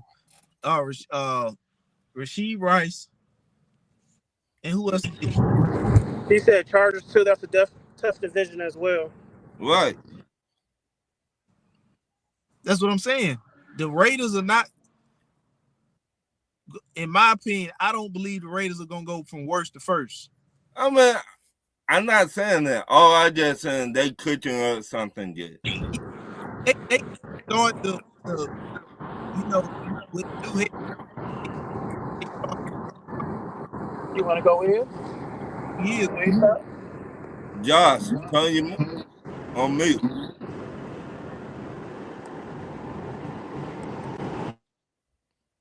What you say, Ralph? I was just saying, like the Raiders, they starting to cook up something, but I don't see it until about 2 years from now. Not this, not next season, but the year after. Right. They cooking up something. That's all I'm saying. Now, you got some good players who the Raiders got this offseason. Did they do what they need to do in the draft? Time will tell. Yeah, because it was the first pick. Mendoza. Yep. And then they took the safety out of Arizona with the second pick in the second round. Right. Third round pick was an edge rusher from Auburn. Right. Fourth round pick was Gerard McCoy. Mm-hmm. Who did they draft in the fifth round? They drafted another safety in the fifth round from Arizona. So they took both Arizona safeties. Yeah. So those are your two bookings right there on the defense. Then look up what they did in free agent. Yeah, they brought in Quay Walker. They brought in Kobe Dean, Stokes, the DB, the cornerback Stokes. They brought him in. They brought in the pass rusher from the Colts. Who? Pay. What's his name? Pay or the African dude. Okay. So they got a wide receiver in the sixth round. Right. Kawan Payne or some shit like that. Are they keeping Crosby? I really think they keep it Crosby now. As of now, yeah, they keep him. I don't see nobody would give them a top draft pick and the draft is over with. They signed the center from the Baltimore Ravens. So you protecting your quarterback. You putting stuff around your quarterback. Now, will Mendoza play this year? We don't know. But we do know you got Kirk Cousins. I think Mendoza plays this year. I think Kirk Cousins is going to start the season, and when the Raiders get out of playoff contention, they're going to Mendoza come in. I could see that. I could see that. By the time that happens, he's going to be set, and he's going to come in when it don't matter because they're going to be out of the playoffs to get his feet wet, to be comfortable going into the offseason, to get ready to lead the team the following season, next year. Then, now you got to ask yourself, do you bring Kirk Cousins back after that? To be another season. To be a backup, yeah.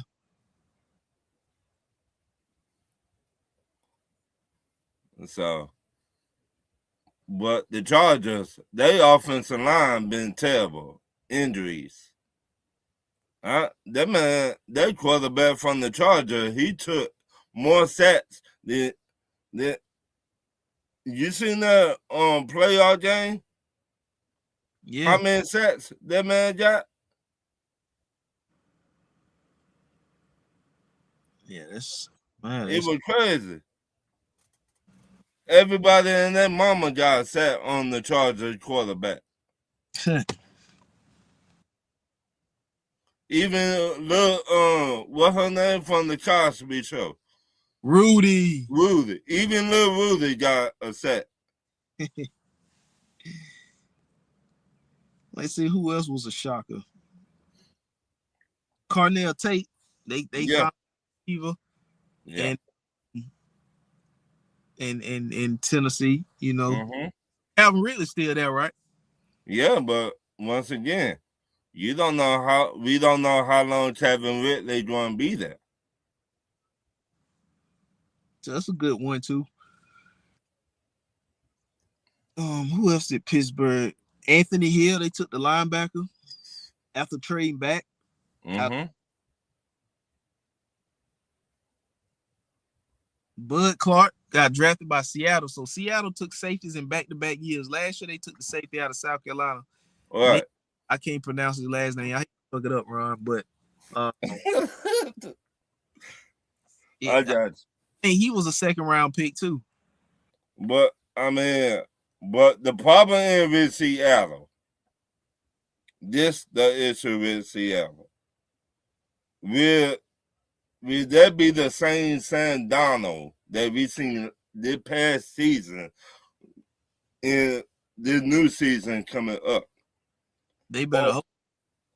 Or will he fall off because his OC is the new head coach of Las Vegas? I don't know. They better hope that they get that Sam Donald. Because if it's not that same Sam Donald, and they drafted a running back in the first round, right, you're at shit creek. And your backup quarterback not ready yet. To my Jalen Miro. Yeah, he's not ready yet. He far from it.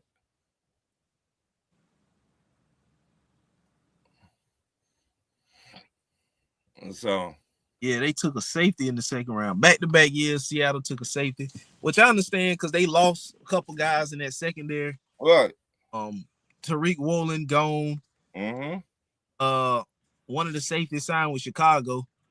So Chicago got a good safety tandem. The guy that they signed from Seattle and then Dylan Thieneman, who they and so Chicago on the back end looks solid. And you know the way Nick played, the guy they drafted out of South Carolina, you know, he played well, and then they made a good addition in the draft with Bud Clark. So Seattle on the back end look like they're gonna be solid. Right. But then you got the pass rusher from Dallas last year. Who? That was with what's his name? That went to Dallas. Went to Seattle from Dallas. You said the pass rush that went from Seattle to Dallas? No, that went from Dallas to Seattle. My bad. Last year. Lawrence. Yeah, you got Lawrence. Now the problem is, did he retire yet? I don't know. No, he was talking about retiring. Yeah, he was. So do you think the Rams, because a lot of people have been talking about it, you think the Rams should have took Ty Simpson right there? Yes. Or took another? No. So Mekhi Lemon was on the board. You think they should have took? Right. I think that could took Lemon, to be honest with you. Because you don't know what's going to happen with Puka Nacua. He in rehab now, ain't he? Right. But that's just rehab. You don't know what the NFL going to do. The NFL could say, hey, you like to beat Mike Tyson S. We're going to suspend you for 8 games. Then what you going to do? Ain't nothing he can do. Right. So who else going to be your next target? You had Lemon right there on the board. Yeah, you did. They did. But you took Ty, what's his name from Alabama? Ty Yeah. Are you shitting me? Yeah. They fucked up right there. So you think they should have went wide receiver or Kenyon Sadiq tight end? Most definitely. The point is you trying to get Matt Stafford more weapons to help him out more. And you're not helping him out and you add a quarterback. How you helping out Matt Stafford?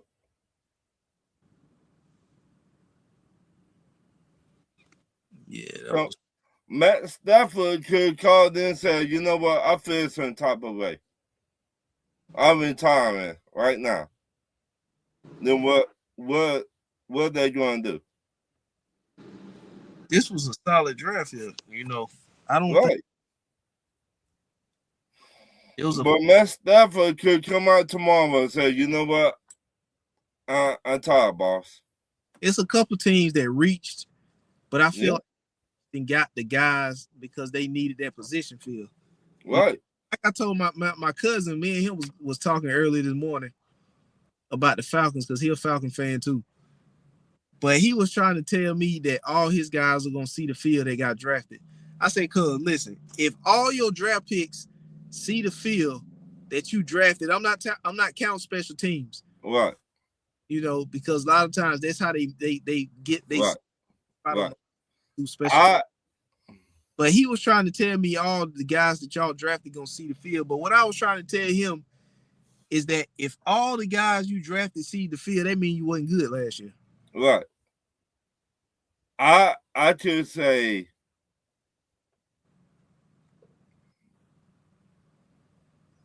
4 of them will see the field. 4 of y'all picks, who? 4 of our picks will see the field As starters, as starters. who? Terrell, Terrell brother, yeah, Avian Terrell. Terrell, Zachariah Branch, the linebacker slash safety we got from Oklahoma, and that other linebacker slash But y'all, pass rusher, you said he a safety. Y'all good at safety with Jesse Bates and Watts. Xavier, but he a linebacker slash safety. oh, linebacker session. Right.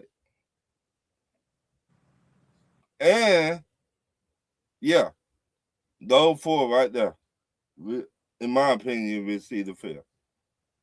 Or I did take one of them out and put in the offensive lineman we got. Though we paid one offensive lineman, he played for Kansas City that we picked up in the offseason. So y'all, Hey Ron, Yeah, Ralph was saying on his Instagram that the Falcons need to pick. They messed up picking Penix, so they need a quarterback. He was dogging y'all. it is what it is. they do need. They gonna be getting a quarterback next year To be honest, because I don't think we will get a quarterback next year. Tua's only on a 1-year deal. But what I'm saying, okay, the problem with Tua, his offensive linemen were trash in Miami. Yes or no? Yeah, the offensive line wasn't that good.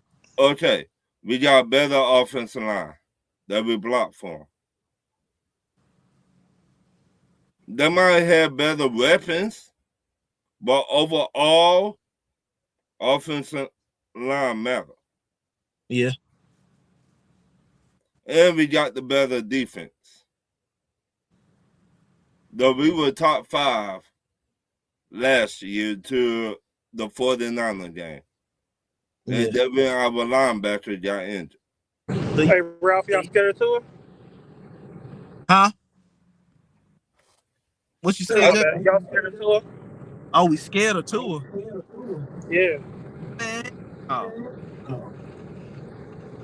They're about the same size. Y'all gonna get rid of Kyle Pitts? Hell no. Why would we get rid of one tight end slash wide receiver? Or wide receiver slash tight end? Mm. I don't understand that. He hard to So y'all cover. giving up on Penix already though? No, make the best man win. Well, Penix ain't gonna start the season anyway because that torn ACL. They said he healthy now, but he just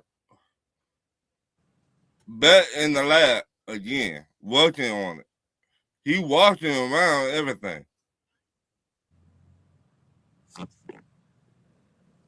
So how good are y'all on the line? The O line. I think we'd be top 10 this year. Offensive line. Offensive line. Who better right now, Penix or Bryce? I say it's a tie. Both of them got weakness. Bryce, he the same thing like Tua. Both of them short. Hey, Ralph, you agree? No, I'm not. As of right now, no, Penix ain't. Nah, I don't. I would not talk about Michael Penix. I would talk about Tua and Bryce. No, both of them short. Both of them need car seats. No, he asked about Penix. That's Penix, bro. Penix, I say he 50% accurate. No, I'm saying a healthy Penix. Would you take a healthy Penix over Bryce Young right now? Most definitely. But why? Because Michael Penix taller. You forgot I got the phone books for y'all, man. Bryce got the run the project. Come on, dog. You really want to go here, dog. Ralph. That's disrespectful, dog. It's the truth. Penix ain't mobile like that. He ran in on touchdown on y'all. You don't know what you're gonna get out of Penix. Penix, you had one good season in college. All right, so you know what you're gonna get out of Bryce after y'all finna pay him? But you done seen more body of work to know about Bryce than you done seen about Penix. The only thing you know about Michael Penix is he injury prone. But how many times we seen a quarterback that get paid and the next year they quarterback don't do nothing? I mean, we see it happen, but okay. So I don't think Penix sees a contract from y'all. So disrespectful. Y'all gonna get Penix a contract, bro. But y'all finna get y'all quarterback 50 plus million. I mean, I don't want to do it, but that's what the market is for quarterback. But I don't see Penix getting a deal from y'all. Because Penix, in my opinion, is y'all gonna have to take a L with that and move off. So let's just say Michael Penix have a great season. A great season. He set records and everything. I don't see him setting records. What I'm saying is by the time Michael Penix is due for a contract, imagine what the numbers on a contract gonna be then. Because Michael Penix was just a rookie last year, right? Yeah. That was his first full year last year, right? Yeah. So y'all got the 5th year option. Yeah. So he got 3 more years to go. Imagine what the quarterback market gonna be in 3 years from now. But we could say, and y'all cannot say that. Hey, you been hurt your first year. But that's why I don't think he's gonna get the deal. So you tell me if he had 3 great seasons, if he's injured, he's not getting a contract from y'all. Y'all gonna have to just eat the fact that y'all gave up the 8th overall pick to get him after signing Kirk Cousins. Y'all gonna have to eat that. All right, we'll see. Remember what I told you about Lil Bryce now. Remember, and you were like, what? Man, we not finna pay him all that money, and you seen it. And then think about it like this: the front office that drafted him ain't even there no more. Y'all got a whole different front office. That front office, not his guy from the front office that's there now. You better hope y'all don't overpay for Bryce. If That's that all. if That's all I'm saying. in order for Michael Penix to get paid by y'all, in my opinion, once he get back, y'all gonna have to be. He gonna have to lead y'all 10-win seasons and making playoff runs to get paid, because that front office that drafted Michael Penix they ain't in Atlanta no more. So the front office that you have now is not Michael Penix. That's not the guy. True. Michael Penix is not the guy. True. I'm telling you, Our division, y'all got our division. Draft Michael Penix is what I'm saying. Our division is wide open. It's wide open. I don't think it's wide open, bro. I think we're gonna win the division again. Stop it. Y'all won the division after us. But we the one that made y'all win the division. That we beat the Saints. But what I'm getting at, I guess I didn't break it down good enough. But what I'm getting at is you can see us gradually getting better each year. And you cannot see us getting better. No, y'all are the same. What's that? So disrespectful. See, after I thought you were my guy. See, hey Ralph. So after the draft, we said we'll come back to it. Who's the best team on paper right now in the South? In the South, it's two. It's between Carolina and Atlanta.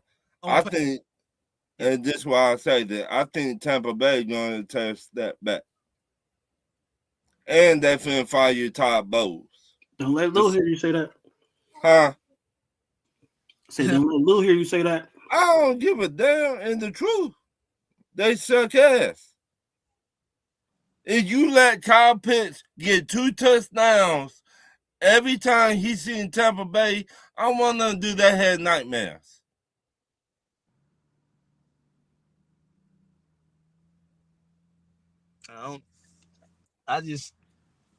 I see y'all add players, but it's like it's the same. Okay, so disrespectful. No, because last year was supposed to be the year that y'all win the division. Okay. It didn't happen. Now, who is y'all OC? Well, we just got another one. We what's his name? We just brought him in. Hold on, I'm gonna tell you. Don't give me. I don't want to give you the wrong name. Now we know who is Tampa Bay OC is. And that man trash.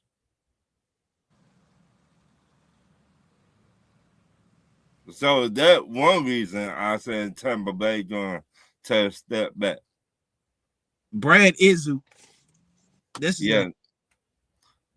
And New Orleans, they got a long way to go. You lost Cam Jordan. You lost your linebacker. I think he went to the Jets or somewhere. You lost the heartbeat of your defense. Is you New Orleans. Yes, you got some good pieces in the draft.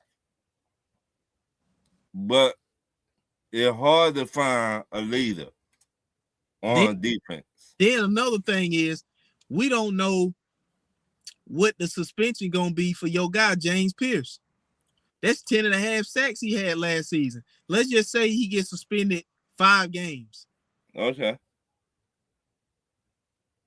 So and he had 10.5 sacks last year. I'm not saying he gonna have that again. Right.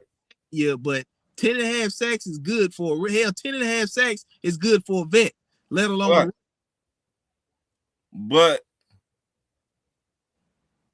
he did challenge that because they already said if he do 6 months in anger issues, all the charges will be dropped. I mean, they can drop the charges, but the NFL can still suspend him though. Right. Now he just say, ain't no paperwork, ain't no video came out or nothing. The only video came out when he got arrested. That's what I'm saying. That's that the NFL can suspend him off of that. They could give him a suspension just like Rashee Rice. But Rashee Rice, you seen the video that he punching his wife. You ain't seen no video of my guy punching his girl. No. I'm not saying that there's a video of James Pierce punching. Right. I'm saying just him getting into the whole situation. Right. The NFL could suspend him just for being in the situation. He can't wasn't in the situation because video footage of him being arrested, fighting the officers, and running the officer foot over or whatever he ran, a leg or foot or whatever he ran over. He said his pinky toe. Foot. They gonna say.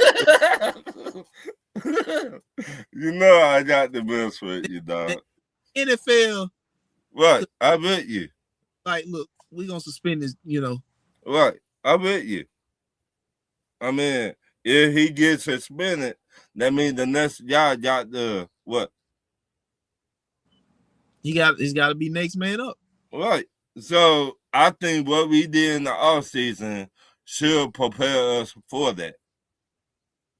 Then what did y'all add in free agency? We added wide receivers. We added the third wide receiver from Philly, the one with Washington. Yeah, him. We added 2 linebackers. What is the dude's name? I forgot his name because he started with the Washington Commanders, then went to the Eagles. Dotson. Dotson. We added 2 or 3 linebackers. And y'all lost one to the Saints. He would get it older anyway. We were not going to pay him. To keep it 100, which we were not going to pay him. You added Brian Robinson, the backup Bijan. Running back. We added another pass rusher played for the Giants. They came from Georgia. Yeah. Okay, I know you're talking about now. I can't pronounce his last name, but I know you're talking about. But I see y'all add players, but it seemed like it just the same as the previous season when you right. But we say every year coaching matter, right? Y'all got a new coach now, right? If you the win in Cleveland, and he did, he took them to the playoffs twice. What do you think he's gonna do in our division? I mean, you can't always say that, you know. I mean, I'm not saying he can't coach y'all to have a good record, but it's like you still got to play. I see y'all add players, but it's just like y'all stay the same even when y'all make the addition to the team. I don't know how or know why. So disrespectful. Yeah, I don't know. Jay might feel the same way. Y'all add players, and it just seems like y'all stay. Y'all don't go as far with the players y'all add as y'all should go. That's why. So disrespectful, boy. I hate disrespectful. Last be the year y'all make the playoffs. Okay. I'm gonna let you have that a little bit. Yeah, y'all supposed to be made the playoffs last year. But also we had Raheem. But did y'all have playoff? Y'all had playoff talent on the team? Yes or no? What you mean, yes or no? Yes or no? We did not have no people behind the starters. What you mean? I'm talking about the team you had, was it not good enough on paper to make the playoffs? Yes or no? When somebody got injured, we did not have nobody come in to fill that spot. So you say y'all didn't have no depth piece. Right, we did not have no depth piece like that. What you mean? Michael Penix got hurt. You had Kirk Cousins. Kirk Cousins, how good Kirk Cousins was? But you signed him to be the starter. Wait a minute. Answer that. How good Kirk Cousins was? 6 games. With the team y'all had, y'all on paper, y'all should have made the playoffs. Hey, it looked good on paper. Your team was better on paper than my team was, and we made the playoffs, won the division. Oh, so what are you trying to say? It's so disrespectful. How did I win it? I got you right. I got you. Well, your I team got you. paper than mine, and I still won the division and made the playoffs. How? Who helped you win the division, Ralph? What you mean? Who helped us win the division? We won. Who helped y'all win the division, Ralph? Playing games as underdogs. Who? No, Ralph. We did. We beat the Rams as an underdog. We beat the Rams. We beat the Packers as an underdog. We did not play them last year. So we won a couple games last year underdog. Ralph, who helped y'all beat? Who helped y'all get into the playoffs last year, Ralph?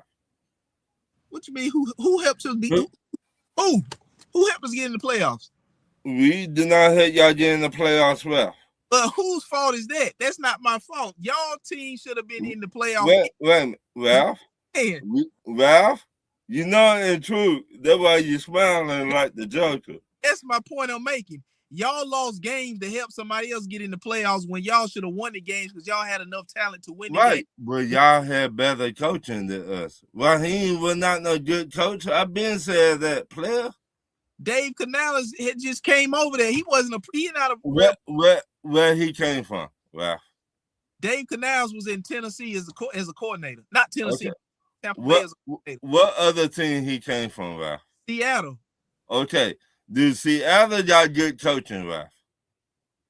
When Dave Canales was there? Anytime. Do Seattle got good coaching, Ralph? At one point, Seattle had Pete Carroll. He won a chip. Yes, Pete Carroll won a chip. Okay, so them I'm talking about, they got good coaching. But we do not have good coaching. That's not our problem that you hired Raheem Morris. You already had Raheem Morris one time and you brought him back. So I did not want the motherfucker to come back. You can't use that as an excuse. Okay, we gonna see it. But all joking aside, I don't see Tampa Bay doing nothing this year. Why? Because they got our old OC. Zach Robinson trash. He trash. Right. And they thought Zach Robinson would help Baker Mayfield. Ray Charles to see that shit. Man, Baker trash. Baker gonna get mad at Zach Robinson like Drake London got mad at Zach Robinson this past season. All right, let me run this down for y'all real quick. Who got the better quarterback in the NFC South? I got to go with Carolina. Better than Baker? Better than Baker. Yeah, when Lou, he gonna go off. So we got the best quarterback now? Yeah. I got the boost to see what. Hey, when y'all pay him, wait a minute. When y'all pay him the $50+ million, you gonna say, yeah, run right. So who taller, Baker, Bryce, or Tua? Or Penix? Baker might be. Baker might be, man. All right, so we got one for Carolina. Who got the better? We already know who got the better running back. That's Atlanta. Who got the best receivers? I like what Carolina did in the draft. So on paper, who got the best? Carolina or Falcons or? I cannot say Tampa Bay because they lost Mike Evans. They got Emeka Ibuka. Yeah, but who else they got? You cannot trust the other one. He get injured too. Yeah, Godwin stay hurt. Right. So McMillan. Will McMillan be the number 2? I don't know. Ted McMillan? Yeah. He the number 1. But you got the other wide receiver over there too. So for Carolina for us? No, for Tampa Bay. Tampa Bay. Oh, I thought you were talking about Ted McMillan in Carolina when you said McMillan. No. Yeah, you talking about the other what? Ted Johnson in Tampa Bay. He said the other McMillan. Dang, my bad, Ralph. My bad. So I cannot put Tampa Bay wide receiver core up there. Man, out sitting there on the field. Oh yeah, because Carolina got Leggett. And Leggett He might finna be gone next year. Hey, Ralph, be truthful about Leggett, man. I got him on my fantasy team. Shall I drop him? Yeah. You might well gonna drop him like a bad habit, I dog. don't know how you drafted him.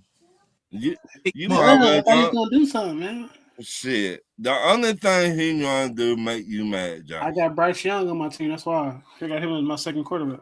Josh, you might well gonna drop that man like a bad habit. Yeah, no.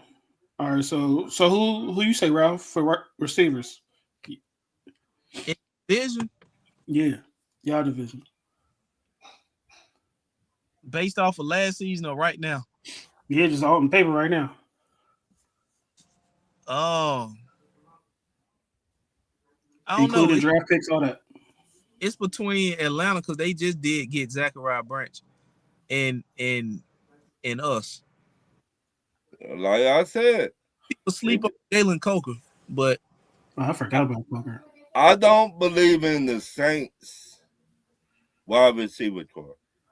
Who they got? Jordan They got Chris Olave. Oh yeah, they He got Love. stay injured all the time. Yeah. Has he played a full season yet? I don't think so. Me either. If he had been It quiet, was a long time ago. Right. So with Chris Olave, they got they drafted a wide receiver. But Chris Olave, I guess he's the number one. Ralph? I don't know. Jordan Tyson probably gonna step in and be the number one, and Olave be the two. Right. So it like you really cannot see them both together. Do that make sense? Because they're gonna both be hurt. I could see them making Jordan Tyson the one. Yeah. They gonna make him, or he's gonna be similar to what Ted McMillan was this year. Yeah. And Chris Olave will be the two. Right. But Chris Olave stay injured though. So they will not play at the same time to get that connection. So who got the better defense? Yeah, I was just about to say that's the last one I was gonna say. Who got the better defense? It's not Tampa Bay, we know that. Yeah, they lost to me. It between y'all and us. So who would be one A? Who would be one A and who would be one B? Because we got the better corner. We got J.C. Horn, then we got I Mike. like Horn. Yeah, let's go by. Okay, so y'all, who got the better corners? Who you say? Well, I would say Horn and who got the better secondary? Just who got the better secondary? We got the better secondary that they overall? do. Yeah, overall. Corners and safeties. We do. Okay, your safety better than mine, Jesse Bates. Yes. But my corner better than yours. So it's better even? Well, Horn and Terrell by a tie. No. Horn better than Terrell? Yes, J.C. Horn is better than Terrell. Ralph. Ralph.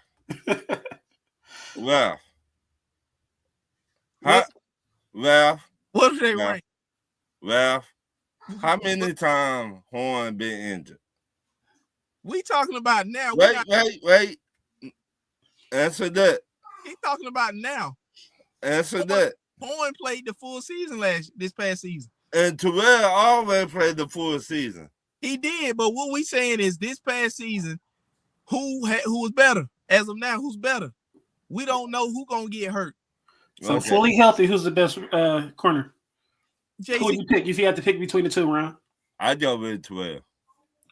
He said fully healthy. J.C. Horn. Fully healthy, I said Terrell. All right, so we gonna come back to that. Who got the better linebackers? Carolina.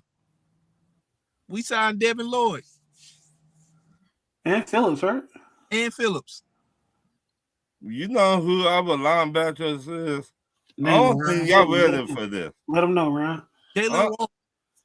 Yeah, a monster that y'all pass up on. Shout out to Carolina. Shout out to y'all. We drafted Ted McMillan. But y'all pass up on Jalen Walker. We got Jalen Phillips now. So you tell me Jalen Phillips better than Jalen Walker? Jalen Walker was just a rookie. And look what Jalen Walker did. Look what he did. So Jalen Walker and who else? Who else your linebackers? We got I forgot the dude name for he showed up last year, but he got injured. He missed 5 games. Our linebacker. We got from the Raiders. Mm-hmm. From the Raiders? Yeah. I don't know nobody on the Raiders. AJ Terrell, he made a Pro Bowl this past season, right? Most definitely. Okay. Come on, man. Asking. How many interceptions did he have? Do we got Let him know, Ralph. Let him know, baby. Really? Let him know, baby. Really?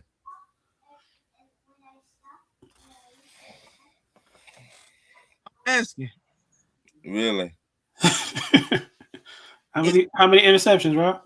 How many interceptions Wait a minute. How many interceptions that your safeties had? My safeties? I don't know. I gotta look it up. But my one of my safety had 5 interceptions. Okay. As a rookie. So what I'm saying, I'm looking at J.C. Horn had 5 interceptions, 8 pass breakups, and 37 tackles and 16 starts. The numbers would be high, but they didn't throw the ball to his side of the field. That's true. That's true. Yeah, your numbers not gonna be high if you're a shutdown corner because they ain't gonna throw it to you. They ain't gonna throw it to you. Now look at Terrell. And two of those picks came in one game against San Francisco. Now look at Terrell. AJ Terrell. Yeah, and we got his little brother now. So Ralph said Tech McMillan gonna cook little Terrell. We gonna see. He a nice player, a nice wide receiver. He showed the fuck out last year. Okay, AJ Terrell started 15 games. Yes. Oh yeah, he just JD just said that he said Panthers had 3 picks back to back against us and the Rams. Right. Against San Francisco and the Rams. Yeah, he only had two against San Francisco in the game. What up, JD? What up? What's up, JD? My mama. So AJ Terrell started 15 games. He had 68 tackles, 12 passes defended, 2 forced fumbles. And they don't really throw it to his side no more. He didn't have any interceptions. He allowed a passer rating of 95.6, while J.C. Horn allowed a passer rating of 76.9. Okay. Oh, team picks. Okay. Got you, JD. So JD, real quick. JD, we got 2 of the best corners. JD, who do you think is the best team in the NFC right now? NFC South right now on paper, if you're still in the comments. We got 2 of the best corners in the NFC South right now. You cannot go wrong with Horn or Terrell. Nah, you can't. All right, so who got the better defensive line? I gotta go with them. JD said the Panthers. I gotta go with they got the better defensive line because what was the tackle? He said the defense is nasty in Carolina, and he said the Carolina's the better team in the NFC South. Okay. What was the question, JD? What was the question? The better defensive line. Oh no, JD. He asked the question, right? Or he was answering the question. He was answering the question. I said who's the better team on paper right now in the NFC South? He said the Panthers. Oh, yeah. I guess the whole point I'm making is, like 2 years ago we was terrible, but you can see since then we've gradually gotten better. Right. I never say y'all will not be good. Though I never said that. What I'm saying, no knock against Atlanta, but what I'm saying about the Falcons is every year they add something to the team and they still look like they the same. Okay. That's what I'm saying. Okay. Like when they went and got Kirk Cousins and added him to the team seemed like they were the same. Like they started the season good, and then they halfway through they fizzled out, and then they down. I read you on that, dog. I ain't never liked Kirk Cousins. He talked too much. I don't even understand how this possible. Y'all have players on the team, and y'all add to the team, but somehow it's the same as it was before y'all added what y'all added to the team. Right, because JD said Bryce Young showed improvement, and they're investing in him, and he said Devin Lloyd and Jalen are great pickups. That's what I'm saying. Each year you can see we gradually getting better. You know, Ralf, we add to the team. Ralf. We know this division comes down to two teams, us and y'all. We know that. Tampa Bay don't got no chance no more. New Orleans not even on our level. So you still got teams that's gonna cut players. Right. So there's people that still gonna get cut. Right. It ain't gonna make it in camp. Right. Most definitely. And they did not with us, they with the whole NFL. And then you still, got the June 1st. Right. Cuts, you know. So it's gonna be some good players. It's some solid players that's still free agents. Right. If somebody was smart, they would go and pick up Hill right now. Tyreek Hill. He's gonna be out for a while. And then he's only gonna get a 1-year deal. That's all you need there for 1 year of proving there. He probably ain't even gonna play that 1 year. He gonna miss half of this season probably. That knee injury he had, he ain't ready to come back and play yet. Hey, I just saying it. Hey Ralph, what you think about JD? He said Panthers need to go get Njoku. That's what the rumor is, because we were linked to drafting tight ends and we didn't even take one, because we were supposed to take. Well, I ain't gonna say supposed to, because you never know how the board gonna fall on draft. But they said if Kenyon Drake had a failed to 19, we were gonna take him. Then we had brought the tight end from Georgia, Oscar Delp. We had brought him in on a visit, and we didn't draft him. And he was linked to us in mock drafts. We didn't take him because he was gone. The Saints drafted him. So they were focused in on a tight end. They just didn't draft. So now I think they will pivot towards David Njoku, because David Njoku's price tag got to have dropped by now from what he was asking to get paid when free agents first started to now after the draft. And you still a free agent, your price tag got to have dropped by now. He said, how do I like Zachariah Branch? I like Zachariah Branch, but I want him to do more. I would definitely want to get David Njoku now that y'all still ain't traded Kyle Pitts. I don't want him to go to his former coach, Kevin. I would rather get him and keep him from Kevin Stefanski. Stowers is my guy in this draft. I don't think he fit what y'all like to do. Who? To my David Njoku? Yeah. I mean, I don't think tight end. Right. I don't think he fit what y'all like to do. I think y'all rather on somebody else. Don't y'all got some cool tight ends though, Ralph? Yeah, but they not really panning out like they want the tight end to pan out. They want some more production out of the tight end position. Right. I got one on my team. Let me see who I got. I think y'all waiting for another big name to get cut this offseason. What, tight end? Like who? Smith that played for Pittsburgh. And I mean, Njoku's better than him. You sure about that? What Smith you talking about? The tight end played for us a couple of years ago. Jonnu Smith? Yeah. No, Njoku's better than Jonnu Smith. Put Jonnu Smith numbers right now. Jono ain't done nothing since he left y'all because he was in Yeah. Miami. He said he Juno. did something with Pittsburgh Hey, Ralph, I got Sanders. and the Dolphins. Hold on, let me see. Jono Smith stats last year. Ron, you don't want to know his stats. Yeah, I promise you don't. I pull up the Dolphins. Last year, he was with the Dolphins. Jono Smith last year. He said he had a great year in Miami. Jono Smith last year with Pittsburgh had 38 receptions, 222 yards. Yeah, he said he was good in Miami, terrible in Pittsburgh. And 2 TDs in 17 games. Yeah, he was terrible. Who? He played 17 games last year and had with Pittsburgh. Okay. And pull up the Miami stats. Yeah, JD said he had a great year in Miami. Right. Okay, Miami, he played 17 games.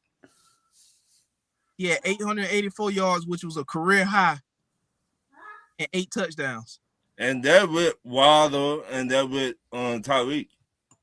Okay, now the year before that, when he was with y'all, he had 582 yards and 3 touchdowns. Right. Once again, Arthur Smith did not know shit. But if you can get 582 yards out of a tight end when he's not the primary focus of your offense, because Kyle Pitts was there. Right. And Drake London. So if you get 582 yards out of a tight end and he's your third option, fourth option, that ain't bad. Right. So that's what I'm saying. I think y'all waiting on somebody to get cut. And y'all will pick them up tight end wise. So Ralph, I got Leggett and I got Sanders, the tight ends. Would you keep one or would you drop both of them? So 2 years ago, Ryan, that comment's for you. 2 years ago, David Njoku had the same stats as but he's been a little bit more consistent with his. He said, Ryan, you a fool for that, saying Arthur don't know nothing. Is I lying? Arthur Smith with college now. He back in with the Buckeyes. That's how bad his play calling was. If he was so good, why Pittsburgh did not keep him?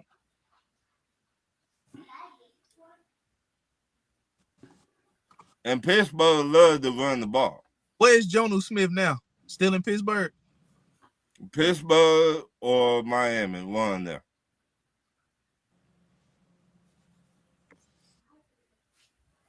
Oh, he said he a free agent. Okay, so Jono Smith is a free agent now. So, like I said, I think Carolina waited on somebody to get cut. But tight end. That's what I think. Let me see who's available. I think Debo's still available. You don't want that drama queen. Now, They say the rumors is Debo might go to Miami. I tell you now, Carolina no more here. Now we still got Ted McMillan, Xavier Leggett, Chris Brazil, the receiver we just drafted in then we got Jalen Coker. Then we got Jimmy Horn. Y'all still got Jimmy Horn? We just drafted Jimmy Horn last year. He a rookie. Dang. Out of Colorado. That Jimmy Horn I'm talking about. Right. Had he seen the field? He had started, but he seen the field a little bit, but not as a starter. He said Debo price drop. Of course. Don't nobody want to pick him up. He said Coker came on nice last year. Yeah, and we re-signed him, brought him back. So, like I said, I don't think the Saints and Tampa Bay will do anything this year. I think the Saints building something, but Tampa Bay definitely tear all that shit down and fire Todd Bowles. Yeah, they got linked to. Yep, they got Debo linked to Miami. Got David Njoku linked to us.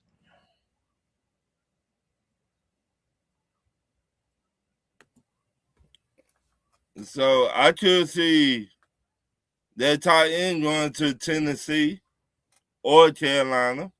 We definitely need a tight end. If we're gonna be working play action, we need a good tight end across the middle of the field, over the middle of the field. We're gonna be I play should see Jonathan Brooks. We get Jonathan Brooks back. who Tennessee tight end. The Titans. Yeah. I can't even pronounce his name. I'm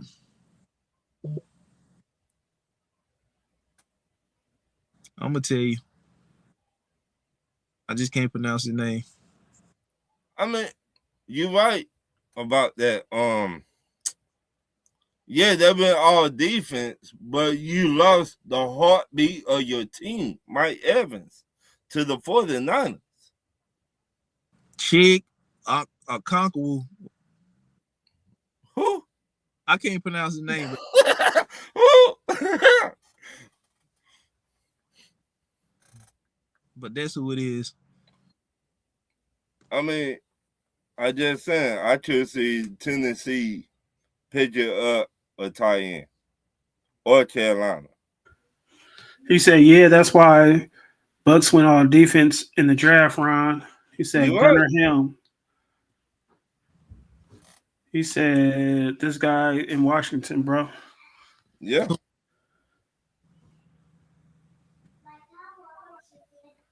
Free agent tight ends available. So, Ralph, should I keep Sanders? No. Drop him too? Y'all, you done did a fantasy already? No, this is Chiggy. No, this is a dynasty from last year.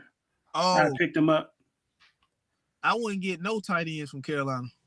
But I got to go, y'all. Everybody like and share the show. He said, "Yes, drop, bro." All right, I drop him. Yeah, drop him. Leggett, I be trying to hold on because I feel like if I drop Leggett, he gonna have a good game. No, Leggett on his way out, dog. Yeah. Somebody might pick him up. I don't think nobody will pick him up, dog. Ain't no effort there. If they picked up MVS, somebody just signed MVS today. Yeah, but NBA got effort. Leggett don't give you no effort. Yeah, I think I'm gonna have to just drop Leggett. Yeah. And I've been real about this. You want a tight end to bring you effort. If a tight end not giving you nothing, why you gonna keep him? I would say the same thing about Kyle Pitts. And Kyle Pitts will not give us nothing. I'll be like, trade his bum ass. Real talk. But Kyle Pitts, he been showing out on Tampa Bay ass. Right, on the rival. Right. So it like Leggett not doing none of that. He's supposed to be showing out against us. He's not doing that. Oh, and I forgot about we signed your tackle, Rasheed Walker. Oh, Rasheed Walker. Didn't y'all get and y'all still got an offensive lineman, right, in the draft? Yep. Yeah. Y'all trying to protect that boy. And he only 6. I didn't know. I thought he was like older. I thought that's the reason why y'all didn't resign him. Nah, we drafted him like 2 years ago. Yeah, he 20. So that's what I'm saying. I want a tight end give me effort. Hey, Ron, before you go, he's like, does Atlanta have a QB controversy? Make the best man win. Well, that's how I look at it. Not battling though, because he out for the season. Who? To Michael Penix. Michael Penix, watch. Michael Penix finna be at training camp. Watch. No, I mean he'll be there, but I'm talking about like he's probably gonna miss half the regular season, right? He said you got to worry about that quarterback position, Ron. No, because make the best man win. I'm not worried about nothing. I'm gonna sleep like a baby at night. We gonna see, man. It's coming up. You gotta look at it. This Tua trying to get another bit payday. Y'all need to sit. Y'all let Tua play. Sit Penix because you got an 8th overall pick investing in Penix, and that's the point I was trying to make. Right. Front office that drafted Penix. Right. Front office that's there now. Right. I'm with you. So if you trying to get the most out of Penix, and he's an injury-prone player that you didn't draft, the previous front office did, and you need to see what you got in him before you make a decision, I wouldn't rush him this season. I would let him sit as long as he could. Let Tua play. If Tua have a good season, okay, cool. Go get your money somewhere else. Right. But our guy who got an 8th overall pick investing in, even though we wasn't the ones that drafted him with the 8th. Right. I'm with you, my guy. I ain't Kirk Cousins either. So that was a dilemma from the last front office. Right. I'm with you, my guy. He said Tua gonna be gang banging, throwing up gang signs. Hey, it is what it is. But Tua got to have a good season to get his next paycheck. Keenan Allen still available? This a make or break year for Tua and my companions. So whoever be the starter, you got to have a good season. No ifs, buts about it. So he got enough weapons to have a successful season, right? Right. No he excuse. cannot say we don't got no weapons, though we do. So he should have a good season. It's on him. It's on him. If you cannot match it with the weapons that we got, then you don't belong in the NFL. That's simple.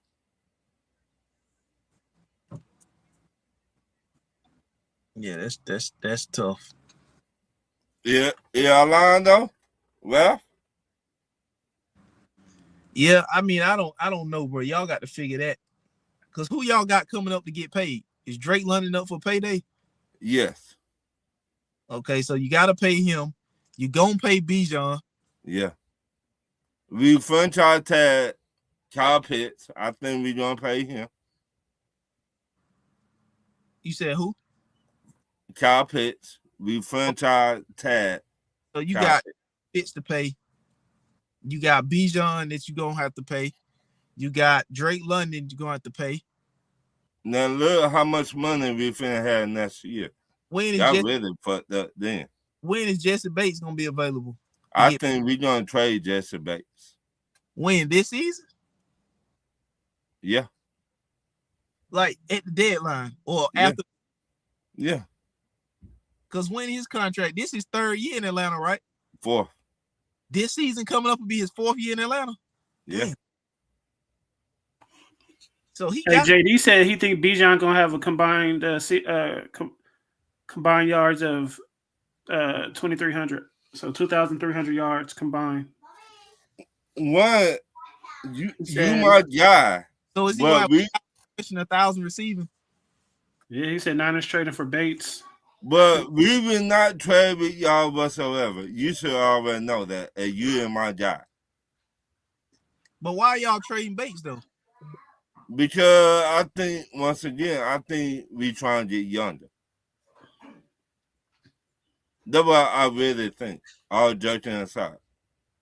So why you gonna let a top 5 or a top 10 safety just walk out of the door? Because y'all got Xavier Watts there. This is right. We got Billy Bowman. We got the linebacker we just picked up from LSU, drafted. He either play safety or linebacker.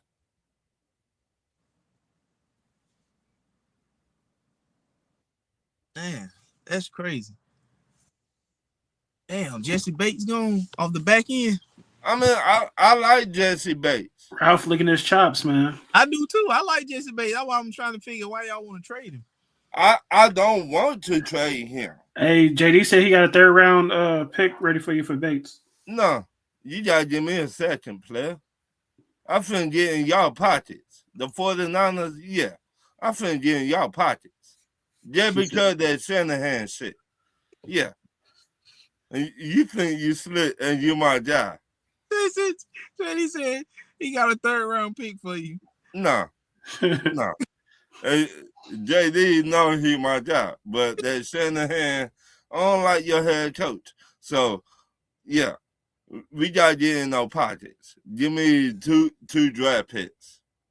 2 picks for Bates?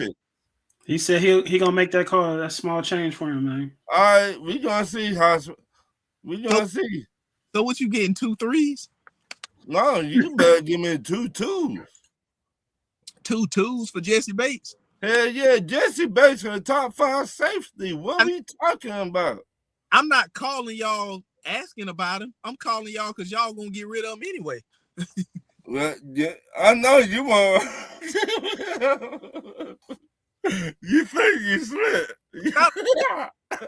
I'm not gonna get him because y'all ain't trading in the division, but when do anybody trade in our division? I'll be glad to see him gone. I help him package. I know you is. I come down there and help him package shit up.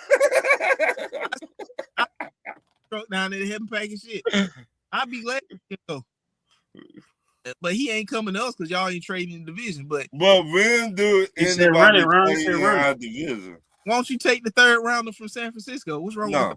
No, because we don't like their head coach. Or 2 threes. What about 2 third rounders? No, you gotta give me 2 twos. He said only Dallas do stupid stuff like that. Well, hey, it always such a somewhere. You trying to find a sucker for 2 twos? Then skip it. Now, what if you don't get 2 twos and you just let him walk for nothing? Well, if we don't get 2 twos, then I think he might give us a deal. You had to settle for the 3rd. No. Who is the Denver Broncos safety? Nobody that I know of. Oh, he said they the only ones that trade in the division. Right. Dallas, Washington, Philly. Yeah, because I don't know who Denver could trade for. I'm trying to think of teams who gonna be. To be honest, we don't like Sean Payton bumming ass either. You said they let Philly get Lemon. I'm just thinking of teams that's like got quarterbacks that's still on rookie deals that's gonna be a playoff run. Those are teams they can afford to make the moves like Jesse Bates because they ain't that yet. Quarterback CJ Stroud. They have not paid him yet. But he'll be coming up for money quicker than Bo Nix was. Plus, they defense is they got a safety. Right. Did they just get the safety from San Francisco, Ward? Yeah, he said Hufunga's in Denver. Okay, yeah, I forgot about that. But Jimmy Ward in Houston, right? I don't know. But okay, never mind. Denver don't need Jesse Bates then. I forgot about him. I'm just trying to teams that's gonna be making a playoff push. I know. Y'all ready to see him, Joe. Because them usually be the teams that can afford to make them type of, and then the picks they gonna give up gonna be late anyway.